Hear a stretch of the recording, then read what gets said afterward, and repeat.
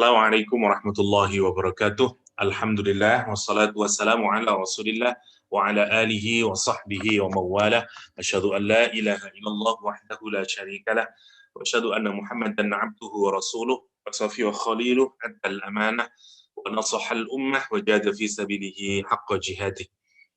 Oke, recap sebentar sebelum kita ke saya tadi sempat bikin ini saja ya.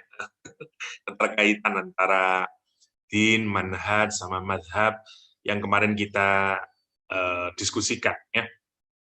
Oke, tadi sebelum ke sana, kemarin Kak Ham membicarakan tentang janji kita, 3 covenant dengan Allah SWT. Ayat surah Al-A'raf, ayat ke berapa kemarin ya? Berapa Kak ya? Lupa saya, 172 kayaknya. Ya, 172. Ayatnya berbunyi, kemarin yang kita diskusikan, ya, saya tidak banyak-banyaknya, nanti terlalu menyita waktu kita bicara ayat ini, tapi simpulnya, wa id akhadha rabbuka, dan ingatlah ketika akhadha itu mengambil, tetapi implikasinya adalah membikin dua hal atau membikin jarak antara dua hal. Misalnya kalau misalnya ini satu tempat, kemudian saya mengambilnya sehingga dia menjadi dua. Ya. Jadi namanya akhadha. Jadi di akhadha itu ada pengambilan yang kemudian memisahkan, ada pemisahan ya, dari induknya, kira-kira begitulah, dari sosnya. Nah, itu di dalam kata akhadha. Wa idz akhadha rabbuka min bani Adam, dan ingatlah ketika Allah Subhanahu wa taala mengambil dari Bani Adam, anak cucunya Nabi Adam alaihissalam, min zuhurihim, dari zuhur itu sebenarnya adalah maknanya jelas, clear. Ya. Jadi manusia itu yang paling kelihatan itu, kata orang Arab, adalah punggungnya. Karena zaman dahulu ya, kalau kita melihat orang, yang pertama kali kelihatan adalah punggung, karena punggung itulah bagian dari tubuh manusia yang paling jelas, ya paling jelas. Karena itu disebut dengan zuhr, ya atau zuhur jamaknya, seperti sholat zuhur, atau kalau di tajwid namanya idhar, karena jelas. Kenapa disebut zuhur? Karena matahari berada pada posisi yang paling tengah, dan sehingga semuanya menjadi paling clear, paling jelas. Karena itu waktunya disebut dengan zuhur. Bacaan tajwid disebut idhar. Kenapa? Karena nunnya sangat clear dan jelas. Ya. Mana misalnya. Makanya disebut dengan idhar. Zuhur sebenarnya secara bahasa adalah punggung. Ya. Wallahu a'lam. Apa maksudnya? Kalau kita diterjemah, biasanya kita terjemahkan dengan tulang sulbi atau tulang punggung ini. Yang menarik dalam biologi modern, misalnya disitulah di tulang belakang kita itu sebenarnya letaknya DNA kita, kan begitu. Nah, kalau kita melihat DNA kita, memang letaknya adalah di punggung kita itu. Allah Subhanahu wa taala mengambil dari anak cucunya Nabi Adam, min zuhurihim, yakni dari tulang sulbi mereka, dzurriyyatahum, anak cucu mereka, wa asyhadahum, dan mengambil persaksian mereka ala anfusihim, atas diri mereka sendiri, dan kemudian Allah menanyai mereka, alastu birabbikum, apakah kamu tidakkah kalian menjadikan aku ini Rob kalian? Qalu, mereka menjawab, bala syahidna an taqulu yaumal qiyamah inna kunna an hadza ghafilin. Oke, saya singkatkan saja. Pertanyaan Kak kemarin adalah, ini terjadi kapan? Kalau kita buka tafsir, minimal ada 3 pendapat.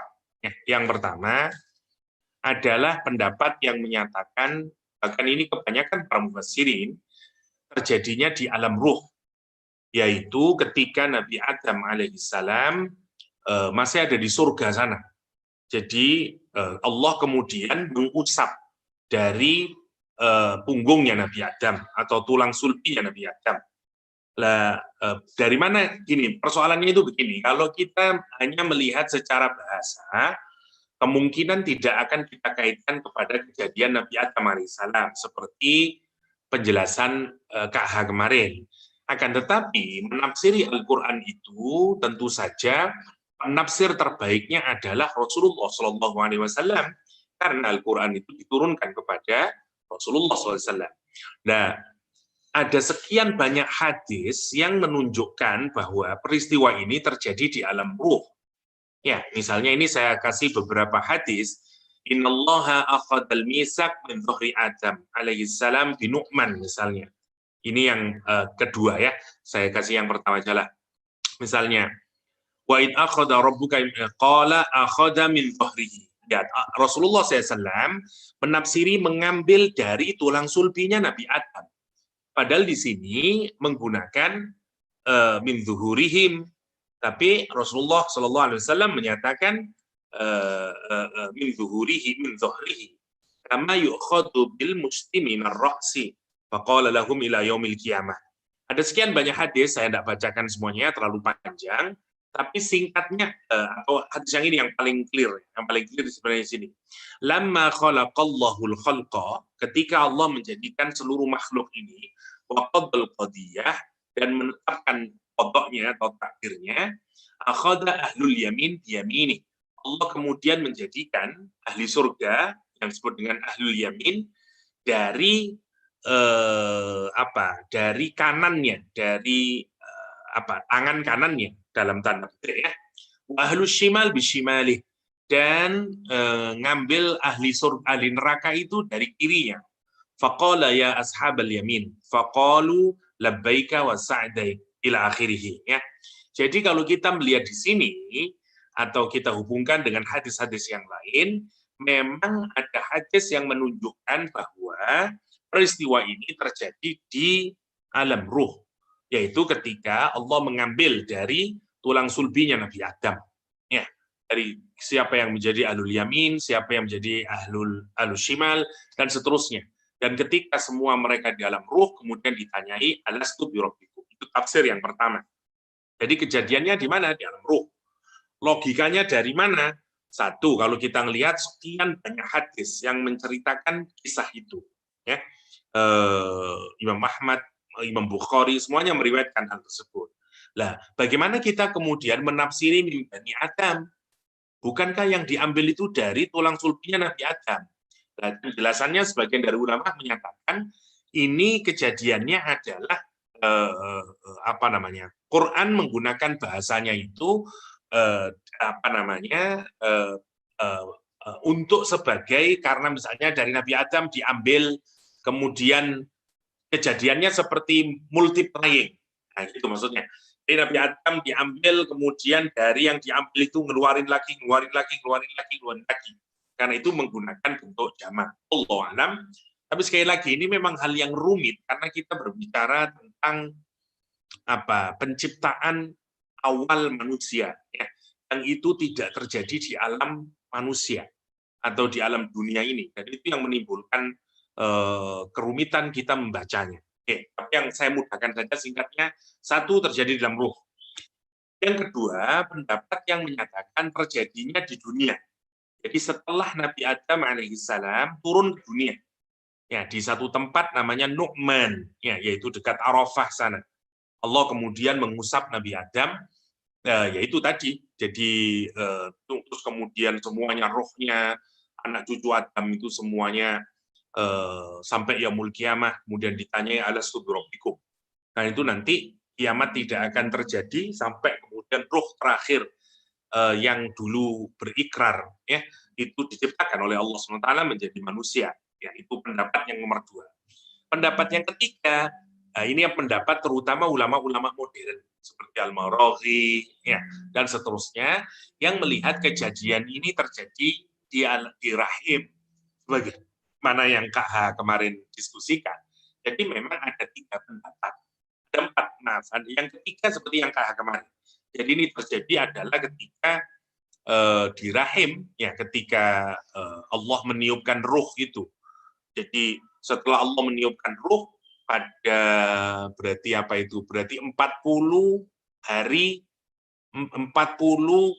hari dikali 3 kali. Susah banget saya ngomongnya.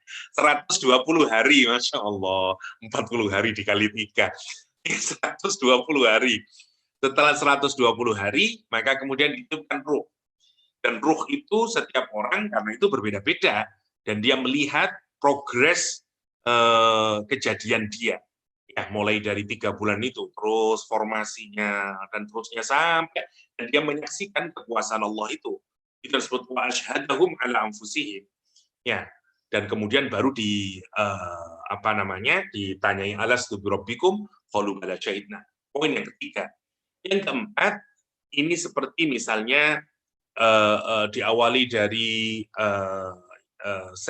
Imam Zamakhsyari dalam tafsir Al-Kasyaf dan tokoh-tokoh yang lain, ya, terutama pemikir modern, tafsir modern seperti Imam Maraghi, dalam tafsir Maraghi, tafsir Al-Manar, itu melihat Quran ini sebenarnya tidak berbicara secara fisikal, tapi ini adalah ala sabili tamtsil wa takhyil, kata Imam Zamakhsyari. Ini permisalan saja. Jadi sebenarnya yang dimaui dengan kalimat ini atau dengan bahasa yang dibahasakan begini ini di ayat yang ke-172 ini sebenarnya gambaran saja.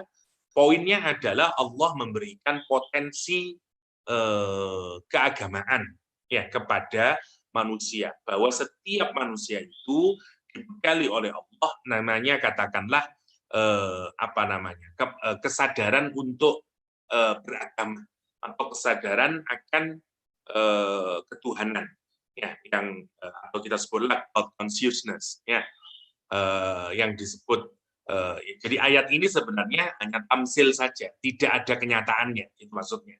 Hanya sekedar tamsil, gambaran saja, yang tetapi yang dimaui seperti apalah bahasa saja, untaian bahasa yang sebenarnya hanya untuk menggambarkan bahwa manusia itu sejak dari awal kelahirannya sudah dikasih potensi keagamaan, ya, yang kita sebut dengan religious potential, katakanlah begitu.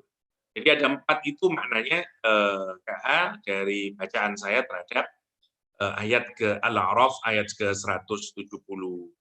Terima kasih dokter. Oke.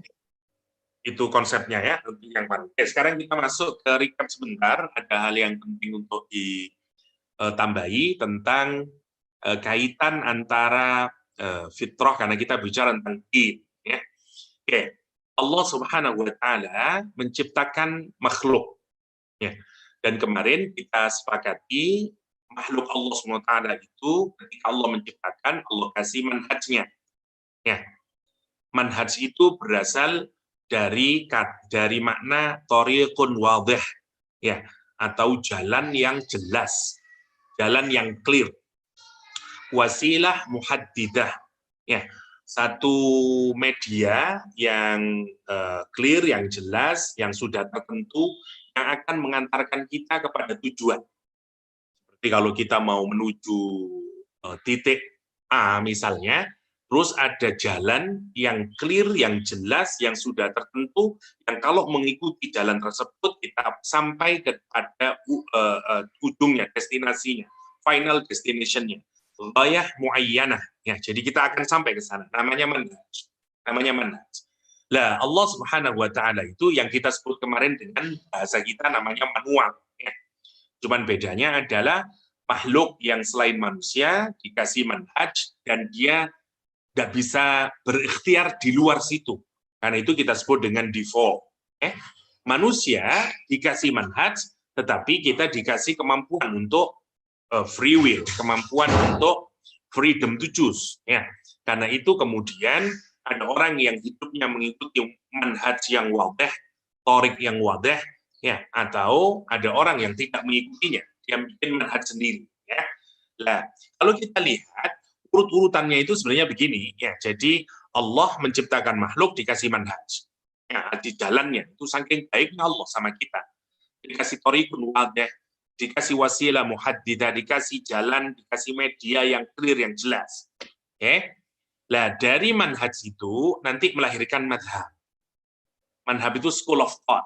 Ya. Dari manhaj yang clear dan wadih itu ada beberapa, karena kemudian nanti manhaj itu kemudian diimplementasikan di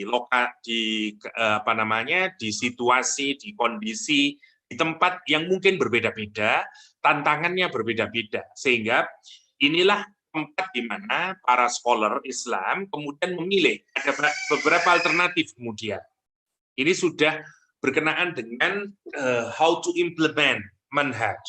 Ya, ini tidak berarti bahwa mazhab berseberangan dengan manhaj, tidak, tapi ibaratnya kalau manhaj itu lebih bersifat universal, mazhab itu lebih bersifat partikular,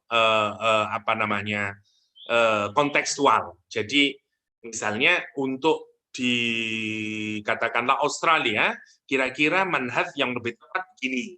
Kalau di Malaysia yang lebih tropical, mazhabnya kira-kira begini. Tetapi kita tidak saling menyalahkan satu sama lain karena semua mazhab itu tetap berada di dalam manhaj. Gitu. Nah, kita ini kalau memahami manhaj sama mazhab itu harus macam itu. Ya. Jadi makanya ada mazhab Imam Syafi'i, mazhab Hambali, dan seterusnya, dan seterusnya. Ya. Jadi di dalam mazhab itu adalah kayak subchapter dari chapter, ya, dari manhaj itu sendiri. Ya, itu kaitannya. Maka kalau kita urutkan, dan manhaj itu sebenarnya juga merupakan din. Jadi di dalam kalau kita urut ke belakangnya, Allah ciptakan kita ada dinnya. Saya pakai penjelasannya Sayyid Naqib Al-Attas karena menurut saya yang paling komplit lah ketika menjelaskan makna din. Ya. Saya tidak menjelaskan secara detail, tapi dari telusuran bahasa dan makna dari kata din itu memiliki 4 makna itu. Satu, hutang yang semuanya interconnected. Ya. Jadi 4 makna ini kata Sayyid Naqib Al-Attas itu dia saling kait-mengkait satu sama lain. Karena semuanya memang dia berada di dalam kata din itu sendiri. Jadi kalau din itu sebenarnya makna awalnya hutang. Kenapa? Karena Allah yang menciptakan semuanya. Kita ini diciptakan oleh Allah. Kita dikasih udara, diciptakan semuanya, kan itu kita berhutang kepada Allah. Dan kita membayar hutang dengan cara apa? Tunduk patuh ibadah kita. Jadi dari indebtedness menjadi submissiveness. Ya. Karena kita hutang, we have to pay. Nah, payment kita itu wujudnya adalah submissiveness, ketaatan kita kepada Allah SWT. Ya, karena Allah yang menciptakan kita dan seterusnya. Apalagi setelah Allah menciptakan, Allah ngasih semuanya itu. Makanya kita kemudian berhutang dan bentuk pembayaran kita atas hutang itu adalah our submission kepada Allah SWT. Dan Allah itu mengatur kita. Dia punya perintah dan larangan yang punya akibat reward and punishment, namanya judicious power. Ya, yang itu dalam bahasa yang lain nanti kita sebut dengan manhaj. Kita sebut dengan manhaj. Kenapa? Karena Allah memberikan jalan pada kita ini. Kalau orang yang wadih begini, yang ghairu wadih begini, yang clear begini, yang tidak clear begini. Lah ketentuan Allah, kalau kamu begini nanti dapat punishment, yang ini dapat reward, dan seterusnya, itu namanya judicious power. Oke? Nah, yang terakhir, Allah bikin kita ini punya inclination kepada submissiveness tadi, kepada manhaj yang Allah tetapkan itu. Namanya natural inclination. Nanti dalam bahasa yang lain kita sebut dengan fitrah. Karena itu fitrah itu, fitrahnya semua makhluk yang mengikuti manualnya. Kan begitu. Seperti tadi, sayangnya memang selain manusia, Allah bikin default. Karena itu dia tidak mungkin keluar dari fitrahnya. Lah, sebenarnya ketika Allah menjadikan din, ya, namanya al-Islam itu, kepatuhan kepada Allah, submissiveness kepada Allah itu, di dalam kepatuhan itu ada judicious power, ada manhaj, dan itu memang sesuai dengan fitrah kita. Ya, namanya natural inclination kita, hanifan bahasa agamanya, atau saya menyebut semuanya ini ya, sebagai konsep fitrah di dalam agama kita. Ya. Fitrah itu sebenarnya secara bahasa adalah al-khilqah allati yakunu 'alaiha kullu mawjud awwala khalqihi. Ya. penciptaan kita ya pertama kali dan apa namanya ya kita ini diciptakan oleh Allah sama seperti begini ya. Orang itu kalau menciptakan kita bikin sesuatu hari ini selalu komponennya itu ada hardware sama software. Oke, manusia itu juga diciptakan begitu. Kita mudahnya hardware-nya namanya Samsung, software-nya namanya Android. Oke, hardware-nya namanya iPhone, software-nya namanya iOS. Ya, iOS, iOS. Oke, benar kayaknya. Jadi sebenarnya semua ciptaan itu begitu. Nah, yang disebut dengan fitrah itu adalah nanti kesesuaian antara hardware dengan software. Maka Allah menciptakan manusia itu sesuai dengan fitrahnya. Ya sama seperti air yang akan mengalir ke bawah, api yang akan membakar, itu sesuai dengan fitrahnya. Dan tidak mungkin ciptaan Allah selain manusia itu keluar dari fitrahnya. Yang disebut Al-Quran fitratullah, allati fataran nas, yang nanti tidak akan mungkin keluar. Dan Allah tidak akan la tabdila khalqillah. Allah tidak akan merubah fitrahnya selain manusia itu. Ya, yang seperti kemarin sampai kita menemukan sains kan itu ceritanya itu. Maka kalau kita pikirkan hardware manusia itu namanya ya jasad, ya mata, telinga, semuanya itu akal kita, kalbu kita, ruh kita, ini namanya hardware. Namanya hardware. Software-nya adalah din, manhaj, madhab, itu semuanya software. Nah, maka sebenarnya din sama manhaj itu terserah mau dipakai bahasa apa. Kalau manhaj berarti kita mikirnya adalah jalannya, jalan way of life untuk kehidupan kita. Tapi dalam bahasa yang lain sebenarnya yang lebih apa namanya? Lebih luas lagi, lebih holistik lagi namanya din kan begitu. Karena urut-urutannya seperti ini, dari din ke manhaj, dari manhaj ke madhab, itu urut-urutannya. Maka karena itu nanti Quran menggunakan apa namanya? Kita melihat itu bisa di apa penggunaannya bisa di kadang menggunakan manhaj, kadang menggunakan din, ya seperti penjelasan dari Syekh Sya'rawi dalam tafsirnya. Oke. Jadi Allah itu menciptakan, jadi membuat din, agama itu, ya ngasih kitab suci, ngasih rasul dan seterusnya itu nanti ada manhajnya. Ini yang kita sebut dengan software. Nah, kalau hardware itu kemudian ketemu dengan software, mestinya langsung plug in, ya, mestinya langsung install, gitu. Tidak ada notification, misalnya your Android system is too old, gitu. Jadi kalau dia matching, maka dia akan plug in and install. Next kemudian. Nah, itu yang disebut dengan fitrah. Karena itu kita lihat ada sekian banyaknya, saya tunjuk beberapa. Misalnya Al-Quran misalnya menggunakan fa'atim wajhaka lid-dini hanifa, ya, hadapkan, establishkan wajahmu, maksudnya dirimu, din, kepada agama itu. Kita akan bisa melihat, oh iya, din itu adalah software saya. Ini kan ibaratnya diri kita ketemu sama software kita. Maka sifatnya apa? Hanifan, incline. Kita langsung, maunya langsung seperti notifikasi itu. Misalnya kamu mau menginstall, ya tinggal next, begitu aja sebenarnya.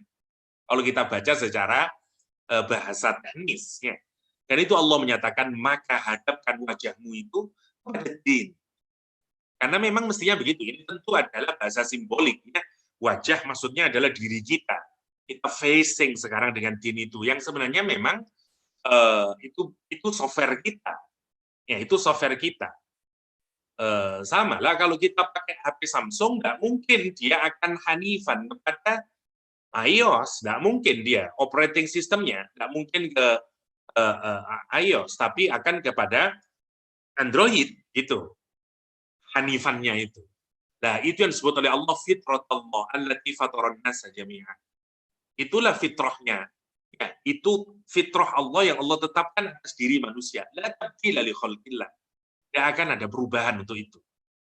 Ya, maksudnya selama hardware kita itu benar, Ya, nggak rusak akal kita, nggak rusak ruh kita, nggak rusak jasad kita, maka dia akan facing toward din Allah. Karena dia akan incline kepada din of Allah SWT.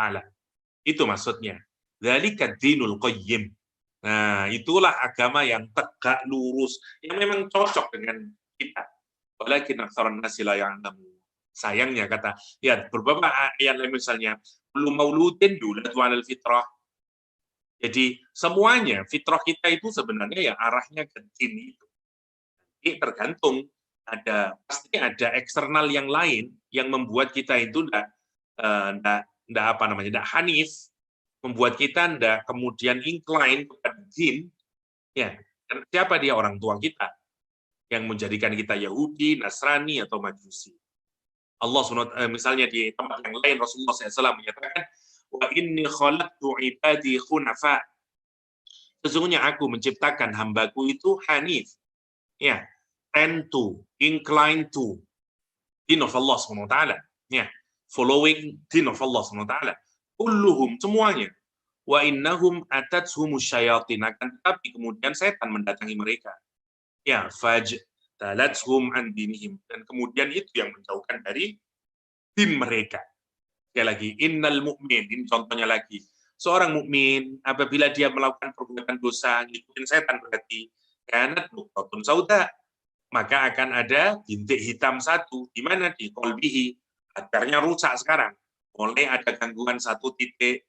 Tapi kalau dia taubat, naza'a, diambil itu, kemudian titik satu itu, istighfar, ya, dan kemudian dia beristighfar, suqila qalbuh, ya dihapus, hatinya bersih lagi.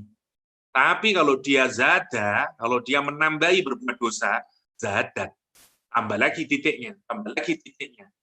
Kalau semakin banyak titik itu, fadzalika ar-ran, itulah yang dimaksud ayat Al-Qur'an ar-ran. Ya, alladzi dzakarallahu fi kitabihi kalla bal rana ala qulubihim. Ya, kalla sama sekali tidak, akan tetapi hati mereka itu telah ron, terlalu banyak bintik hitamnya. Ya, kita menyebutnya berkarat ibaratnya. Ya, karena sebenarnya terlalu banyak titik itu. Disebabkan apa? Disebabkan makan yaksibun, disebabkan perbuatan yang kamu lakukan. Sehingga sekarang hardware-nya rusak. Kalau hardware rusak, maka software yang meskipun baik nggak akan bisa. Itu maksudnya nanti.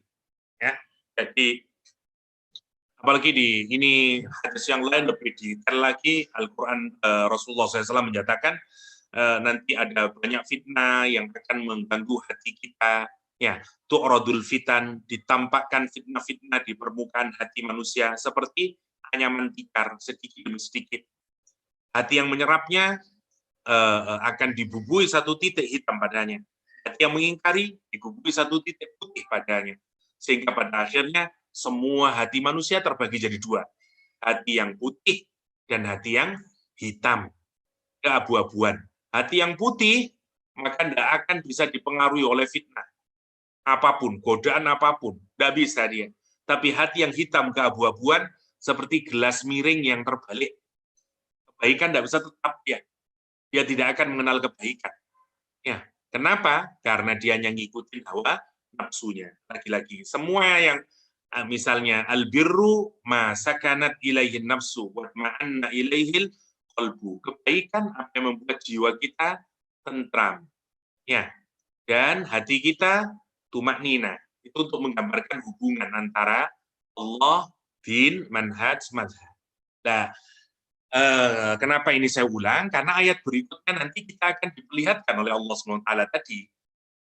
Saking herannya sampai Allah menyatakan, apakah kamu mau mengambil din selain Islam? Ya, itu yang disebut, karena itu apa ya? Tidak masuk akal kok ya iPad kok atau iPhone kok mau ngambil Android.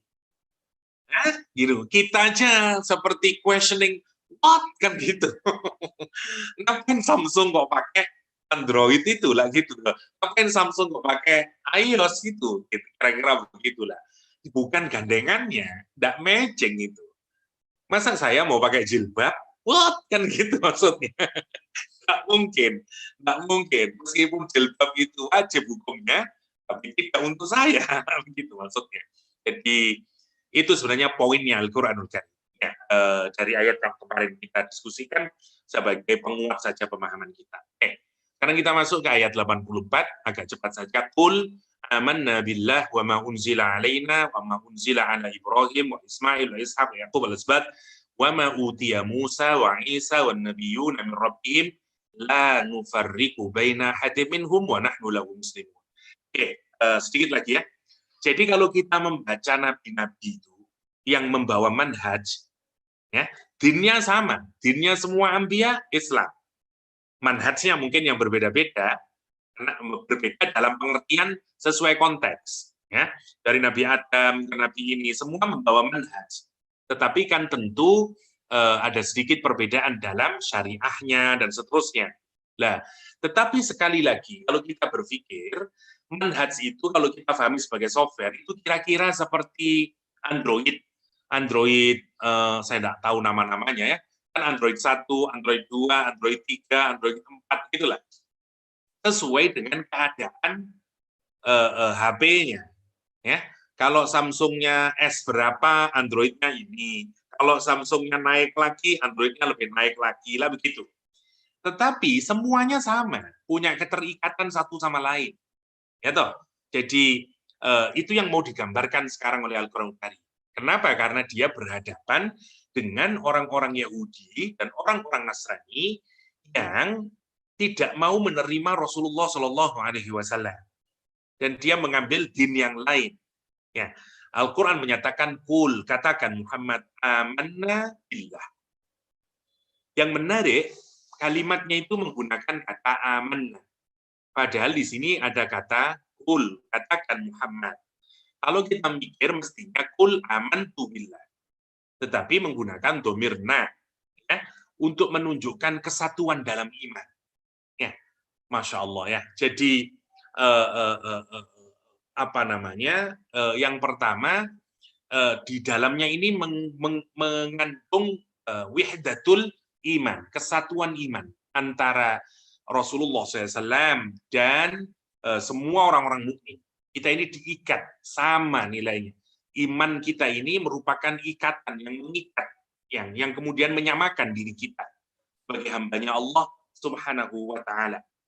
Ya, karena itu tidak ada pemisahan kemudian qul amanna billah. Oke. Yang pertama tentu saja imannya adalah kepada Allah Subhanahu wa Ta'ala karena dia menjadi nanti sumber kepada keimanan yang lain dan seterusnya. Ya, jadi inilah yang disebut dengan fitrah tadi. Inilah yang disebut dengan din tadi. Ya, dia diawali dari amanna billah dan nanti tinggal seterusnya kemudian wa ma unzila alaina wa ma unzila ala Ibrahim dan seterusnya. Itu turunan saja sebenarnya dari konsekuensi beriman kepada Allah Subhanahu wa Ta'ala. Nah, ini sebenarnya nanti menjadi kritik bagi orang Yahudi dan Nasrani. Kalau you beriman kepada Yahweh, you beriman kepada misalnya Father, ya dalam Kristen misalnya, mestinya turunannya nanti kamu akan beriman kepada unzila alaina, wa unzila ala Ibrahim, Ismail dan seterusnya dan seterusnya. Itu logikanya di dalam memahami ini. Kenapa ini penting? Karena kita melihat ini nanti. Manhaj mungkin berbeda, tapi dinnya sama. Mestinya kalau ada din yang sama, itu tetap menerima manhaj itu sebagai proses kontekstualisasi yang lebih baru. Ya, sama lah dengan mazhab. Anda tidak usah berkelahi karena urusan mazhab. Ya, karena urusan mazhab itu ujungnya juga manhaj. Dan ujung dari manhaj adalah din yang sama. Lah begitu mestinya. Nah, orang Nasrani Yahudi itu begitu. Dia merasa bahwa Torik yang dibawa oleh Nabi Musa dan Isa itu saja yang benar, yang lain tidak. Padahal dia dalam din yang sama. Kan gitu poinnya itu sebenarnya. Tetapi dia nanti karena ada kesalahan, karena itu Allah membenarkan mengkoreksi cara pandang mereka atau cara berpikir mereka melalui ayat ini. Ya, amanna billah. Wa ma unzila alaina. Ada kalimat di dalam Al-Qur'an. Kalau dengan Al-Quran, penurunan Al-Quran itu kadang menggunakan kata ala, sisipan ala, kadang menggunakan sisipan ila. Ya, misalnya di ayat ini, misalnya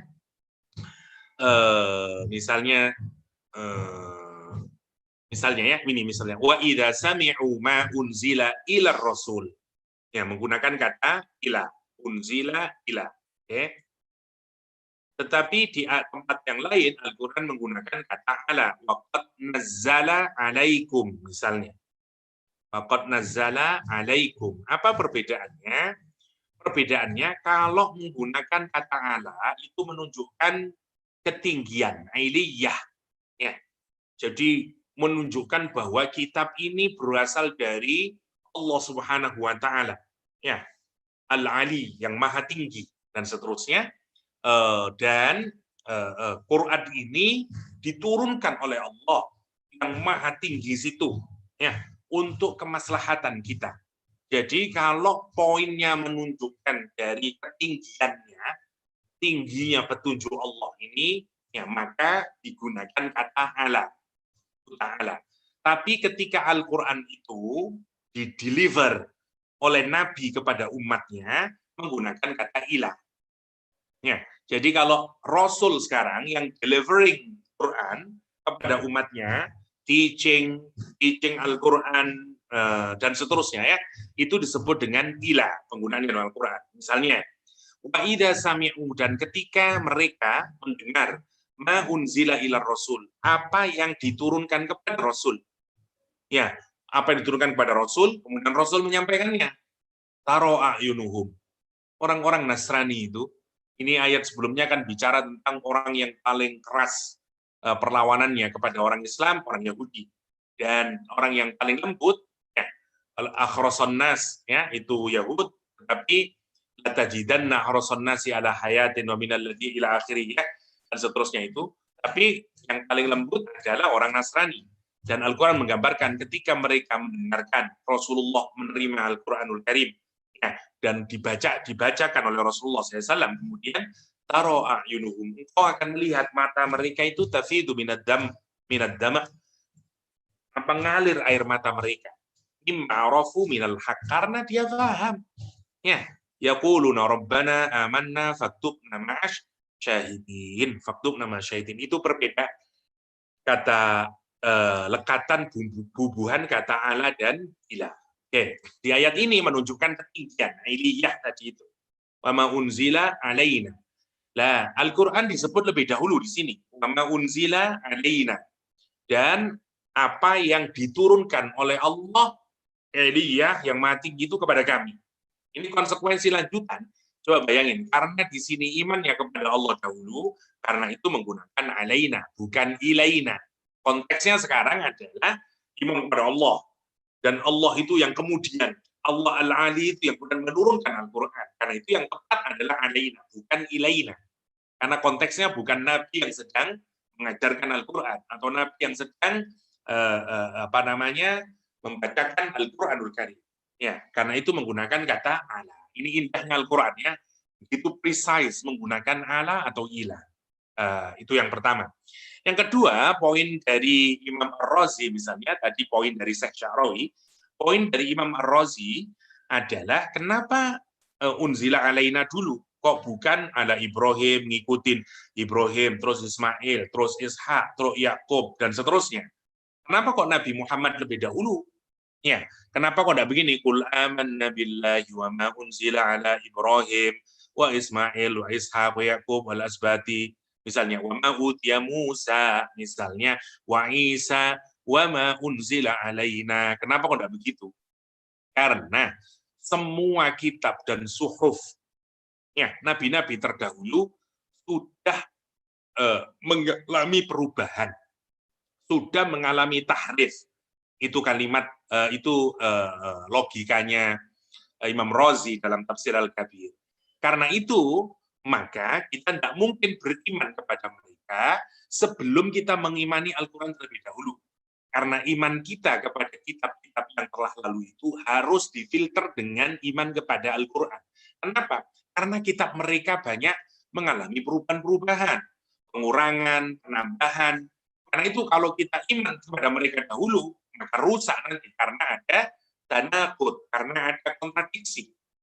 Karena itu disebut Quran lebih dahulu agar dia menjadi al-furqan, agar dia menjadi musaddiq, ya, Dia menjadi pembenar, menjadi filter terhadap suhuf dan kitab-kitab yang terdahulu. Bayangkan ya. Jadi pemilihan lebih dahulu saja itu punya dampak yang sebegitu dahsyatnya.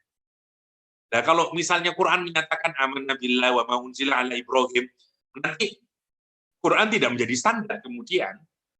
Berarti kita hanya iman pada yang dari Ibrahim dulu, terus ketika bertentangan, kita menemukan misalnya suhufnya Ibrahim alaihissalam, misalnya kita dapati perjanjian lama, perjanjian baru, terus bagaimana terus iman yang benar itu? Apa saya benarin perjanjian lama, menyalahin perjanjian baru, iman kepada Bible, nyalain Quran, itu menjadi problem sendiri. Karena itu kata Imam Razi, ini harus disebut lebih dahulu, wa ma unzila alaina. Masya Allah. Ya, jadi subtle sekali ya, itu menariknya para ulama kita ya, yang sangat jeli melihat poin-poin di dalam ayat Al-Qur'anul Karim. Ya. Jadi karena itu disebut lebih dahulu, karena dia yang harus jadi barometer, dia yang harus jadi filter, dia yang harus jadi furqan, kriteria untuk proses iman yang berikutnya ini. Iman kepada yang diturunkan kepada Nabi Ibrahim, kepada Nabi Ismail, kepada Nabi Ishak. Kenapa kok disebut urutan ini? Kok tidak disebut misalnya kepada Nabi yang lain, ya?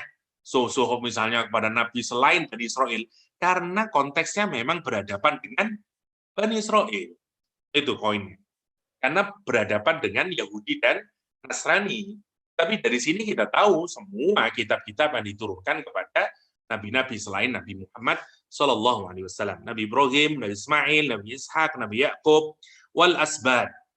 Asbad adalah anak turunnya Nabi Yakub alaihissalam. Ya, sibling, kita nyebutnya apa ya, offspring atau generation atau anak cucu lah.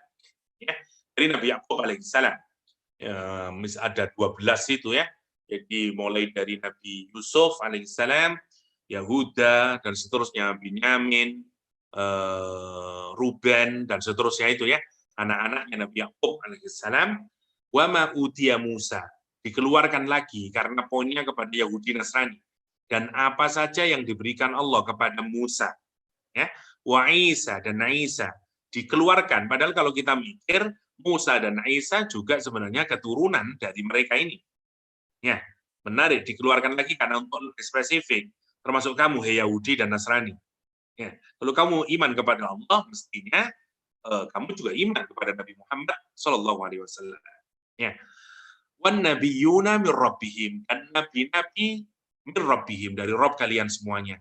Quran menegaskan, la nufarriqu, kami tidak memisah-misahkan, baina ahad minhum, di antara salah satu dari nabi itu, karena semuanya sama, wa nahnu lahu muslimun.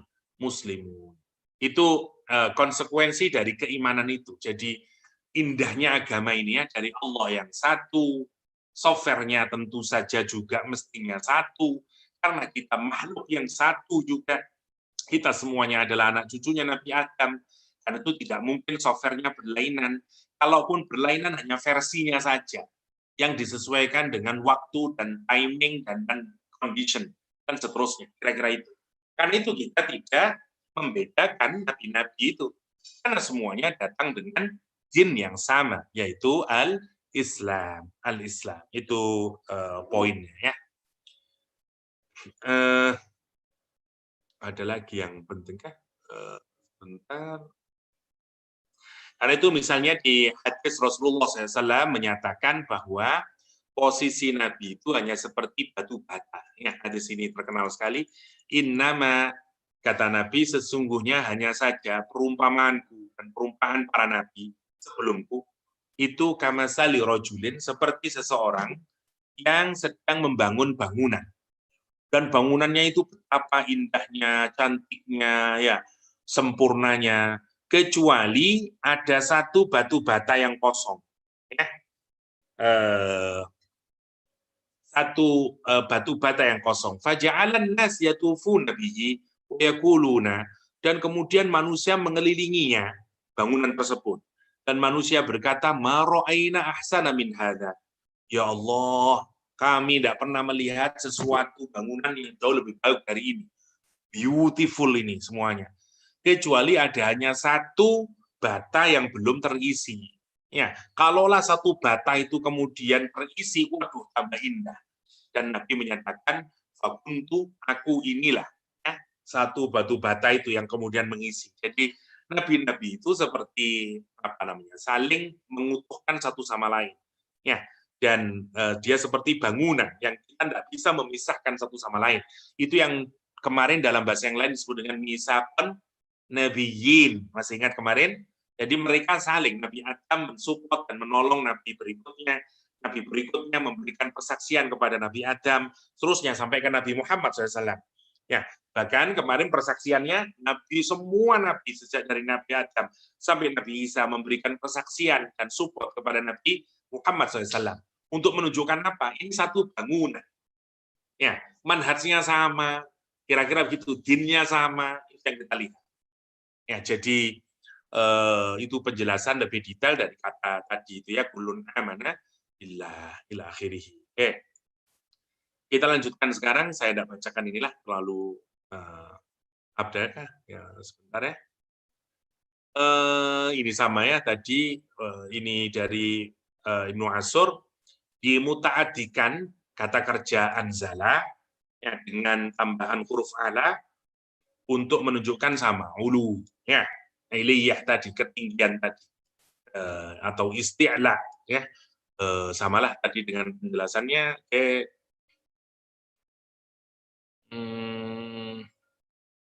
Tambahan huruf na tadi ya.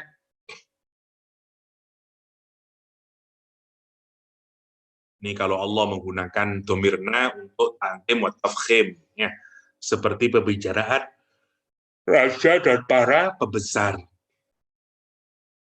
Amanna tanbihan an taklif laisa min khawasihi bal huwa lazimun likulli mu'min. Sementara kata amanna tadi selain menunjukkan kesatuan juga menunjukkan apa?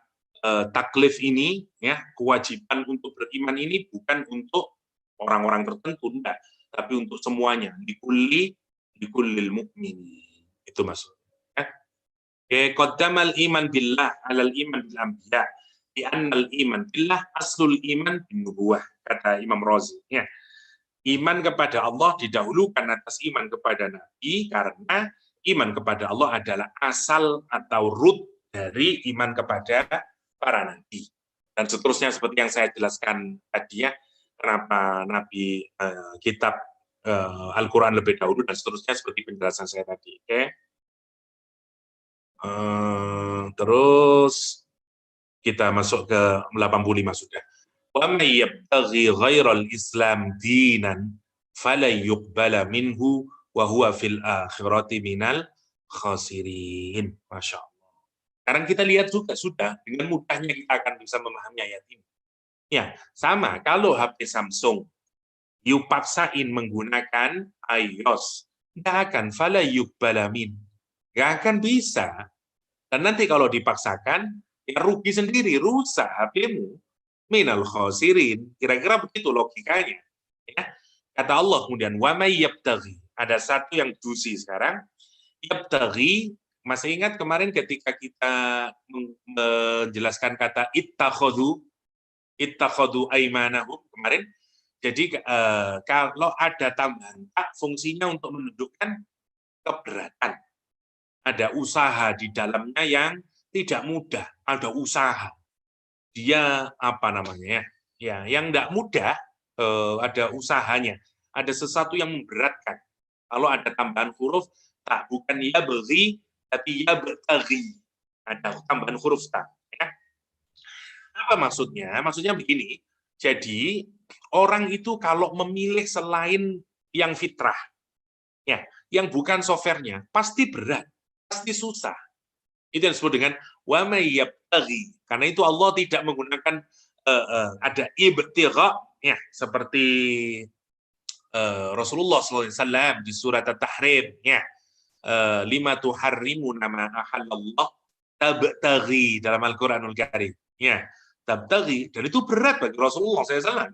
Nabi suka madu kok, malah istrinya bilang mulutnya bau, dan itu kemudian Nabi oke lah, saya kalau begitu saya tidak minum madu lagi karena hanya kepingin istrinya senang. Ya, lah usaha yang dilakukan Nabi itu menggunakan tak karena tidak mudah. Ya, kita ini kalau menyukai sesuatu, saya daging yang paling saya senangi adalah kambing. Memang saya paling senang dengan daging kambing dibanding sapi, dibanding ayam. Tapi karena asam urat, ya, karena gout, wah itu ada taknya itu berat sebenarnya. Apalagi kalau melihat ada, waduh berat itu ya. Itu namanya pakai tak. Ya, sama Nabi Muhammad dilukiskan oleh Al-Quran menggunakan tambahan huruf ta. Nah, di ayat ini yang menarik untuk kita renungkan. Kata Allah, kamu tidak natural kemudian. Ya, susah. Kalau kamu ngambil din selain Islam, maka itu adalah satu prosesnya berat. Cobalah kita renungkannya. Semua maksiat kepada Allah SWT dan itu bukan submissiveness tadi. Ya, maka sebenarnya itu terasa berat. Terasa berat. Roh kita menolak. Jadi kalau kita lihat rumus tadi ya, antara hardware sama software, roh kita menolak, hati kita menolak, akal kita menolak. Satu-satunya menerima cuma nafsu. Ya, cuma nafsu saja. Jadi sebenarnya berat kita harus melawan untuk mengalahkan itu. Mengalahkan itu. Karena itu Quran menggunakan kata yabtaghi, yabtaghi. Oke. Allah menyatakan waman siapapun yabtaghi yang berusaha mencari, ya, dia ada berat di dalamnya. Ghairul Islam, selain Islam, selain ketundukan, kepatuhan kepada Allah SWT, dinan sebagai din. Oke, falayyuqbala min, maka sampai kapanpun Allah menggunakan kata lan, negasi yang tidak terbatas oleh waktu, mau masa lalu, masa sekarang, dan masa yang akan datang. Lan itu negasi untuk tidak akan bisa sampai, ya, in the future tidak akan mungkin. Terus saja negasi terus. Falayyuqbala, maka tidak akan diterima minhu darinya. Ketundukan, kepatuhan kepada selain Allah Subhanahu wa taala tidak akan diterima oleh Allah. Dan konsekuensinya itu bukan hanya di dunia, karena itu Allah ngasih wa huwa fil akhirati minal khasirin. Kenapa? Karena ada orang yang menggunakan ghairul Islam ya untuk menjalani kehidupan di dunia ini, dia mendapatkan kebaikan. Seakan-akan kebaikan. Ya, ada banyak orang main judi, dia menjadi kaya dari judinya. Ya, dapat uang sekian miliar dan seterusnya. Wah, ada di Amerika siapa namanya itu yang kemudian dia Masya Allah ya, dia beli bungalow dan seterusnya itu. Ya, kalau kita perhatikan, ada banyak orang yang berbuat tidak adil, ya drug dealer dan seterusnya. Ya, kelihatannya seperti tidak kita melihat secara kasat mata. Ya, ada banyak orang yang sampai meninggal dunia, para diktator dan segala macamnya. Kayaknya oke-oke saja hidup di dunia. Ya. Lah Al-Qur'an kemudian mengakhiri dengan kalimat wa huwa fil akhirati minal khasirin. Khasirin. Jadi ada dua konsekuensi di ayat ini. Jadi kalau kita lihat sebenarnya harus ada tambahan tadi ya, dari din kemudian ada Islam sebagai manhaj. Ya. Kalau tadi mau ditambah di sini berarti sebenarnya ada al-Islam. Al-Islam itu sebagai din atau din dalam pengertian ini adalah al-Islam. Ya. Al-Islam. Oke, saya kasih saja untuk nanti sajalah kalau misalnya nanti sudah dibenahin dan saya kirimkan. Jadi kalau kita mudahkan sekarang. Oke, jadi din itu ada namanya al-Islam, ya, yaitu kepatuhan kita kepada Allah SWT. Kalau di sini berarti Allah menerimanya, namanya Allah mengabulkan, ya, Allah qabul, ya, dengan hidup kita. Dan karena itu di akhirat lawan dari khasirin, kita menjadi faizin, nanti menjadi orang yang bahagia dunia dan akhirat. Kalau orang mengambil din ghairul Islam, ya, ghair Islam, ya, selain Islam dia mengambilnya, maka sekali-kali Allah tidak akan mengabulkan. La yuqbal min. Kata Allah SWT. Tidak akan diterima, dan di akhirat nanti dia menjadi, bukan saja di akhirat sebenarnya, termasuk di dunia, menjadi khasirin. Khasirin. Oke, kita pahami dulu kata khasirin untuk menggambarkan. Sya'rawi menurut saya ada gambaran yang menarik ketika menjelaskan khasirin. Kata Imam Sya'rawi, al-khasir ma'khudah minal khasr, wal khasr huwa dhihabu ra'sil mal wa diya. Kata Imam Sya'rawi adalah kata al-khusr itu adalah hilangnya kapital, hilangnya modal. Ini, kalau kita berdagang, kita ini ada dua ya. Dagang itu misalnya modal ya, atau kapital kita, misalnya modal 1.000 ringgit. Ya, 1.000 ringgit kita modalnya. Oh, kan mana dolarnya ini? Oke. Kita modalnya 1.000 dolar. Ya, sebentar. Kita berdagang, terus kita punya laba. Laba kita misalnya per hari, ya, setiap hari itu labanya misalnya dapatnya 20 dolar. Oke, maka kita ini sudah daily, ini daily ya. Kalau kita kemudian misalnya di satu hari laba kita mendapatkan 10 dolar misalnya, 10 dolar, ini kita sebut dengan rugi. Oke. Karena mestinya saya modal 100.000 dolar. Setelah saya bekerja, ya, dagangan saya selama satu hari, ini every day. Ini minimumnya. Oke.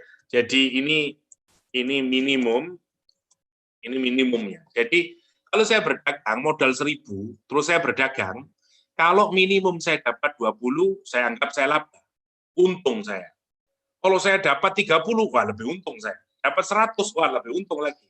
Tapi minimal kalau uang saya menjadi lebih 20, ya. Jadi saya sebut ini plus 20 every day minimum, maka saya menjadi laba. Nah, tapi kalau saya hanya dapat misalnya 10 dolar, maka saya rugi. Dalam konsep dagang, rugi itu begitu. Oke.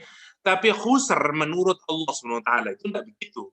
Khusr adalah bukan saja kita tidak mendapatkan minimum labanya ini, yakni 20 dolar, kita juga kehilangan kapitalnya. 1.000-nya juga ikut hilang. Itu. Modalnya ikut hilang, tokonya juga hilang. Masya Allah ya. Jadi modal kita habis semuanya. Itu yang disebut dengan khosr. Namanya dhihabu ra'sil mal. Jadi kapitalnya itu hilang. Namanya khusr. Itu yang digambarkan Al-Quran. Jadi kalau kita mengambil selain Islam, nanti kamu menjadi khosirin. Modal-modalmu rusak. Hatimu rusak, akalmu rusak, dan seterusnya. Bukan saja amalmu, nanti khosir, bukan faiz.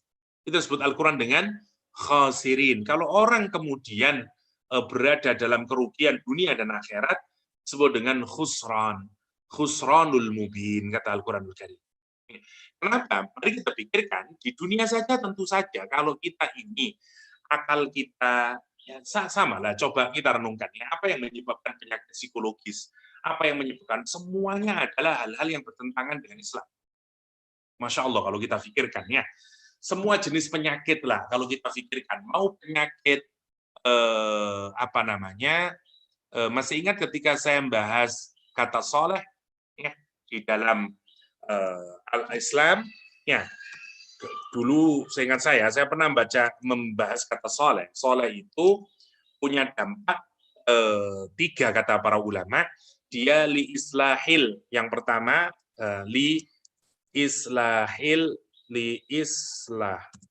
islah satu al-jawarih. Ya, fisik kita akan baik. Saya besarkan ini al-jawarih. Yang pertama. Jadi fungsinya untuk membenahi amal soleh, yang disebut amal soleh. Yang pertama, sesuatu amal itu disebut soleh jika dia membenahi fisik kita, jawareh kita.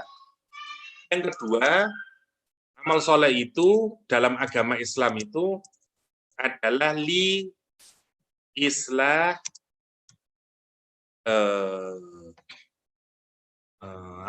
yang kedua itu al-aql. Oke. Yang ketiga, is-sarair. Yang ketiga, di islah as-sarair. Maksudnya hati atau maksudnya oke. Oke.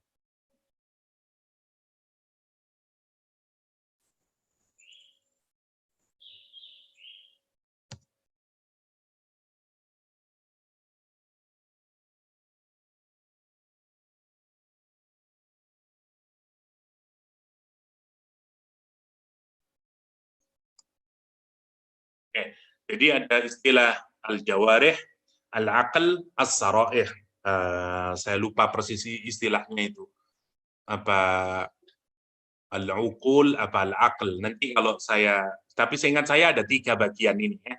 Jadi amal itu dianggap kenapa disebut amal soleh? Karena dia punya kemampuan untuk membenahi al-jawarih, fisik kita. Karena amal itu disebut soleh karena dia punya kemampuan membenahi akal kita. Ya. Yang ketiga, karena dia punya kemampuan membenahi hati kita. As-sarair. Ya. Oh, ini al-qulub, seingat saya, bukan al-aql, al-qulub kayaknya. Ya saya. Islahil qulub was-sarair. Ya. Qulub. Ya. Baru kemudian as-sarair. Al-jawarih, al-qulub, as-sarair. Tapi kalau kita mudahkan dengan bahasa kita dalam mungkin mind, body, and soul. Dalam bahasa kita ya, lebih mudahnya. Jadi kesolehan amal itu di dalam agama kita karena dia mampu memberikan perbaikan kepada fisik. Contoh katakanlah, kalau kita hidup sesuai aturan agama, insya Allah tidak akan obes. Insya Allah tidak akan kena asam urat. Insya Allah semua fisik kita akan baik. Itu maksudnya. Hiduplah dengan cara Rasulullah Shallallahu Alaihi Wasallam hidup. Mesti akan sehat itu. Kan itu ada Tibbun Nabawi dan seterusnya ya. Itu karena semua amal fisik kan Nabi itu pasti sangat baik karena itu ada qailulah dan segala macamnya. Orang sekarang melihat semua perilaku Nabi, semua ajaran agama itu dampaknya kepada tubuh. Dan juga yang menarik, orang modern itu sangat yakin dan senang menjalankan begitu dia tahu manfaat jawarehnya. Ya, dijelaskan sholat, kalau kita sujud itu darah mengalir ke otak dan seterusnya, wah manfaatnya apa saja buat jantung dan segala macamnya. Wah, itu orang jadi rajin sujud misalnya. Ya, karena dia punya manfaat kepada jawareh. Demikian juga kepada qulub, ya, kepada hati kita. Otak kita, hati kita, karena itu sama ya. Quran menggunakan itu interchangeable. Jadi misalnya mereka punya hati tapi tidak berpikir, itu potensi semuanya, potensi ruhania. Akal kita menjadi lebih cerdas, jadi lebih baik dan seterusnya. Dan sarair, ya ruhani kita, ya soul kita. Jadi itu yang disebut apa namanya saleh. Ya lah. Sekarang bayangin. Kalau amal soleh itu punya dampak memperbaiki 3 poin dari diri kita, mind, body, and soul, kalau tidak percaya silakan lah, apa saja lah. Dan nanti semua amal soleh memperbaiki ini.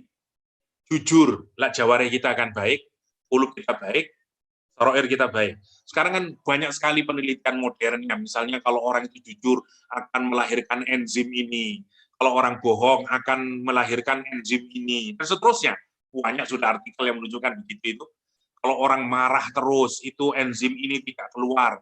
Yang keluar justru begini, yang nanti turunannya akan melahirkan penyakit ini, dan seterusnya. Sudah ada bidang kajiannya itu. Yang sekarang orang menyadari bahwa begitu kuatnya keterkaitan antara amal yang baik itu dengan kesehatan mind, body, and soul. Nah, sekarang kita pikirkan ayat ini ya, Masya Allah kalau kita pikirkan. Kalau orang mengambil din yang akan membungkus hidup dia, seperti tadi ya, seperti kemarin kita bahas kurma itu, kalau itu yang akan bungkus dia, otak dia, semuanya sekarang, cara berpikir dia, cara bersikap dia tidak mengambil Islam, maka pasti dia akan khosir. Badinya akan tidak benar, mind-nya juga tidak benar, soul-nya juga akan tidak benar. Dan itu bukan efeknya di dunia saja, sekali lagi. Ini semuanya kalau kita pikirkan di mana punya efek di dunia. Ini semuanya di dunia saja. Di akhirat Quran menyatakan minal khosirin. Masya Allah. Quran menggunakan kalimat minal khosirin. Minal khosirin. Ini yang bahaya, karena nanti khosirin berarti dia akan berada di mana? Di nerakanya Allah Subhanahu wa Ta'ala. Jadi tidak hanya di dunia, tapi juga nanti di akhirat mereka akan berada di dalam kerugian, kesengsaraan. Itu gambarannya di dalam Al-Qur'anul Karim. Al-Qur'anul Karim. Yaitu wa may yabtaghi ghairal islami dinan falan yuqbala min wa huwa fil akhirati minal khasirin. Dan bahkan lihat di sini itu di kalimatnya menarik, falan yuqbala min. Ya, kita lihat dulu ya. Siapa yang mengambil ghairul Islam? Islam itu masdar ya, atau verbal noun untuk nunjukin bahwa di dalamnya harus ada action, ada activity. Ya, meskipun dia noun tapi dia verbal noun. Ya, yang di dalamnya harus menunjukkan apa? Islam bukan begitu saya bersyahadat selesai urusan, enggak. Karena dia menunjukkan proses, ya. Dinan fala yuqbal, tidak diterima. Disebut di masalahnya di ayat yang dibikin atau di kalimat yang dibikin pasif ini, kita nggak tahu subjeknya. Siapa yang tidak menerima ini? Ya, sebenarnya kalau orang hidup tidak natural, yang tidak menerima siapa? Semuanya. Allah tidak menerima, malaikat juga menerima. Orang yang waras, orang yang normal. Geleng-geleng kita merasa. Ya. Kita ini kalau melihat bayangannya, hari ini kita nonton berita itu yang nggak masuk akal kalau kita pikirkan. Ya, ada kakek menzinai misalnya daughternya. Ada di Indonesia, Masya Allah, saya nonton berita-berita itu ada guru ngaji yang kemudian anak-anak putrinya itu, murid-murid putrinya itu, dia seksual haras semuanya. Masya Allah kalau kita mikirkan itu. Dan ditangkap sudah orangnya. Nah itu kan, kita ini kalau melihat ada orang yang berbuat melanggar aturan agama, atau dia hidupnya tidak Islam, kita menolak atau tidak? Menolak. Kita tidak accept itu. Itu menariknya, karena itu Quran membuat tawasuk fil makna, diluaskan maknanya. Siapa yang nggak menerima, dibikin unknown di situ. Tentu saja orang imply di ayat ini adalah Allah, tidak accept itu. Tapi sebenarnya tidak hanya Allah, angel, orang soleh, semuanya tidak menerima. Human being, selama dia masih pure human being. Kalau dia masih natural, masih sesuai, dia masih punya innate nature-nya, pasti dia don't accept that. Ya, menarik kalau kita pikirkan itu. Semualah LGBT atau apapun, kalau orang itu masih natural dia, masih pure dia, tidak mungkin orang akan membenarkan itu. Dia akan, saya tidak accept itu, tidak terima itu. Fala yuqbala min Allah. Menarik ya sebenarnya kalau kita pikirkan itu. Jadi bahasa Al-Quran itu logis sekali. Karena memang tidak mungkin kita bisa menerima kebohongan. Ya, bukan hanya orang lain. Fala yuqbala min. Ya, termasuk diri kita sendiri, tubuh kita tidak menerima. Sehingga tidak mengeluarkan enzim ini. Sayangnya saya tidak hafal ya. Mungkin yang studi biologi atau studi kedokteran atau studi psikologi, sekarang positif psikologi misalnya, bisa menjelaskan lebih baik bagaimana keterkaitan tidak menerimanya tubuh kita sebenarnya kalau kita ada Islam. Ya, menarik, ada satu dokter di Indonesia, bukan dokter lah, orang di Indonesia yang kalau ada orang sakit itu selalu penyembuhannya menarik-menarik. Dia menyatakan, kamu jangan berdusta lagi sama orang tuamu. Itu jawaban. Karena sebenarnya dari mana dia punya cara begitu itu? Karena dia mempelajari itu. Jadi karena dia tahu urusan kesehatan itu. Jadi kalau misalnya orang bohong, itu kemudian dia tidak akan keluar enzim ini. Kalau dilakukan terus-menerus akan melahirkan penyakit ini. Itu maksudnya. Karena dia akan kekurangan enzim ini. Maka sembuhnya adalah kalau tubuhnya pelan-pelan memproduksi enzim ini. Misalnya begitu. Maka dia deteksi kemudian, kamu punya orang tua enggak? Punya orang tua. Suka marah enggak sama orang tuanya? Suka, oke. Kamu enggak akan pernah sembuh kecuali kamu sekarang enggak marah sama orang tuamu. Jadi pinter dia caranya untuk merasionalisasikan. Jadi sebenarnya itu yang dimaksud dengan khasirin dalam konteks duniawi. Dan dalam konteks ukhrawi, mereka minal khasirin. Nanti ketika dimasukkan ke dalam nerakanya Allah Subhanahu wa Ta'ala. Nazalat hadil ayah, kata Imam Qurtubi sekarang, ayat ini ya, yang wa may yabtaghi ghairal Islam. Ayat ini turun fil Haris bin Suwaid, akhul Hallas bin Suwaid. Wa kana minal ansar. Ada orang Ansar namanya Haris ibn Suwaid, ya. Haris ibn Suwaid. Gimana ceritanya? Irtadda, dia murtad anil Islam, dari Islam, wa huwa wa asna asyra ma'ahu, ya, walahiku bi Makkah kufaran.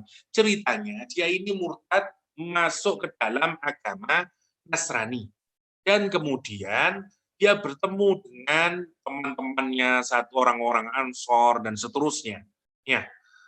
Kemudian summa arsala ila akhihi, dia kemudian bilang ke saudaranya, yaitu Hallas bin Suwaid tadi, menyatakan, saya kepingin taubat ini, saya udah nggak benar ini, kayaknya agama yang benar itu begini. Nah, akhirnya dia mau bertobat dan dilaporkan kepada Nabi Muhammad SAW, ya singkatnya, dan turun ayat ini. Atau dalam riwayat yang lain yang lebih detail nanti dijelaskan, ya, bahwa Nabi menyatakan kalau dia bertaubat, diterima taubatnya, ya, dan orang ini kemudian masuk Islam lagi.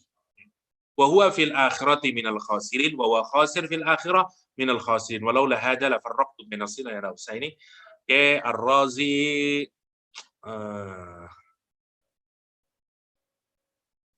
enggak usah, udahlah, satu ayat lagi saja. Guys, kita lanjutkan yang sini saja lah. Kaifa yahdillah qauman kafaru ba'da imanihim wa syahidu anna ar-rasula haq wa ja'ahumul bayyinat wallahu la yahdil qaumat zalimin. Kaifa di sini itu lil ingkari, ya, bukan untuk bertanya lagi-lagi, hanya untuk pengingkaran. How come, ya, how come, bagaimana bisa, bagaimana mungkin, kira-kira gitu. Bagaimana bisa, kaifa yahdillahu qauman, Allah memberikan hidayah kepada satu kaum, kafaru ba'da imanihim, mereka kufur setelah mereka beriman. Tadi itu ya, case-nya memang pada orang Ansor yang awalnya sudah Muslim, dia beriman. Atau case yang lebih jauh dirujukkan kepada orang Yahudi, Nasrani. Mereka itu tahu kitab sucinya ada nabi terakhir, ciri-cirinya begini, mereka beriman itu. Tapi begitu datang Rasulullah SAW, mereka kufur. Ya. Atau seperti dirujukkan kepada orang-orang Quraisy yang mereka tahu kalau Nabi Muhammad itu benar, tapi mereka beriman. Allah sudah menyatakan, jadi ada banyak rujukannya ini ya, kalau kita lihat konteks, karena memang konteksnya itu berguna untuk kita memahami ayat ini. Bagaimana Allah memberikan hidayah kepada satu komunitas, kaum, orang, manusia, yang kufur setelah mereka beriman. Wa syahidu anna ar-rasula haq. Dan mereka bersaksi semuanya Rasul itu sudah benar. Wa ja'ahumul bayyinat, dan Rasul datang kepada mereka dengan membawa bukti-bukti yang clear, yang jelas. Wallahu la yahdil qaumadz zalimin. Mereka itu hanya berbuat zalim. Ya, kita lihat dari satu persatu ya. Yaitu satu, kata kaifa, lagi-lagi kaifa, ya, kita lihat konteksnya dulu. Ibnu Abbas menyatakan, sebenarnya sama, lanjutan dari asbab nuzul tadi, sebenarnya lebih detailnya. Ada seorang laki-laki minal ansor aslama, masuk Islam. Itu martadda, kemudian murtad. Walahiqa syirki, kemudian dia syirik, ya, dan dia menyesal atas kesyirikan karena murtad itu. Dan kemudian fa'arsala ila qaumihi, dan kemudian dia menuju kaumnya. Salu, orang-orang berkata, tolong dong, kata dia kepada teman-temannya, kepada kaumnya, tanyakan kasus saya ini kepada Rasulullah SAW.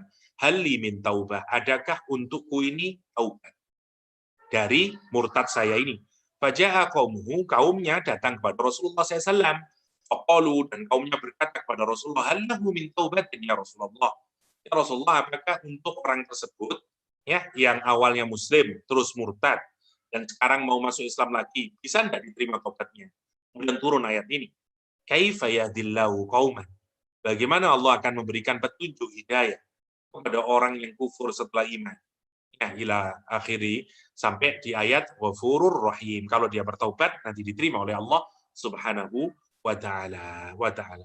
Imam Tirmidzi meriwayatkan dengan redaksi yang lain, tapi intinya adalah case-nya semacam itu, case-nya. Oke. Jadi kita lihat sekarang kata kaifa di sini sekali lagi menunjukkan keheranan atau ketakjuban atau takjub dalam artian negatif ya, pengingkaran. Bagaimana bisa? Ya. Sekarang kata hidayah. Dalam Al-Quran ada dua redaksi kata hidayah. Satu, hidayah dengan tanpa ilah, hidayah tanpa ilah, minus ilah. Ya. Yang kedua, hidayah dengan tambahan huruf ilah. Oke, ada dua caranya. Kalau yang ini digunakan hanya memberi informasi. Oke. Kalau hidayah tanpa ilah, maknanya memberi informasi atau petunjuk dan memampukan untuk menjalankan. Oke. Jadi itu perbedaannya nanti kalau didapati di dalam Al-Qur'anul Karim, beda penggunaan hidayah yang tanpa ilah. Ya, kalau ada kata hidayah ditambahi kata ilah, dan hidayah yang tidak menggunakan kata ilah. Ya. Jadi ada hidayah minus ilah, ada hidayah plus ilah. Ya.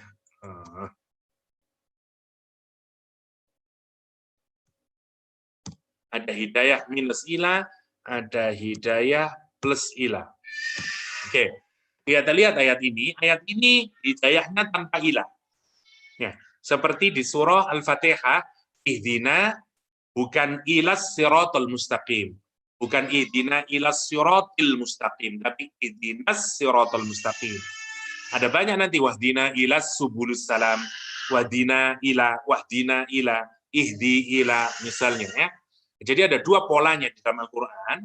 Kalau menggunakan ilah itu sebatas memberi petunjuk. Jadi kalau misalnya saya tanya, how to go to Petronas, kamu ambil cab ini, nanti begini, tikungan ke sana, pusing kiri, pusing kanan, misalnya, your destination will be on your right side, misalnya. Nah, itu namanya ilah. Ada ilah. Tapi kalau hidayah yang tanpa ilah di dalam Al-Quran, fungsinya memberi informasi, petunjuk, dan memampukan untuk menjalankan. Ya, lihat ayat ini. Ayat ini tidak ada ilahnya. Kaifa yahdillah qauman. Bukan kaifa, ada ilahnya di sini, tidak ada. Kaifa yahdillahu qauman.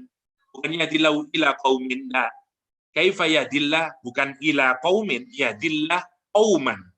Jadi artinya di ayat ini, bagaimana Allah memberikan petunjuk kepada kamu dan memampukan kamu untuk menjalankannya. Ada dua yang diminta. Karena itu, permintaan hidayah itu permintaan yang harus terus-menerus. Karena boleh jadi kita sudah paham, tapi kita tidak mampu melaksanakan itu. Entah karena macam-macam, entah karena teman, karena malas, karena berbagai hal. Ya, jujur misalnya, kita semuanya tahu jujur itu baik.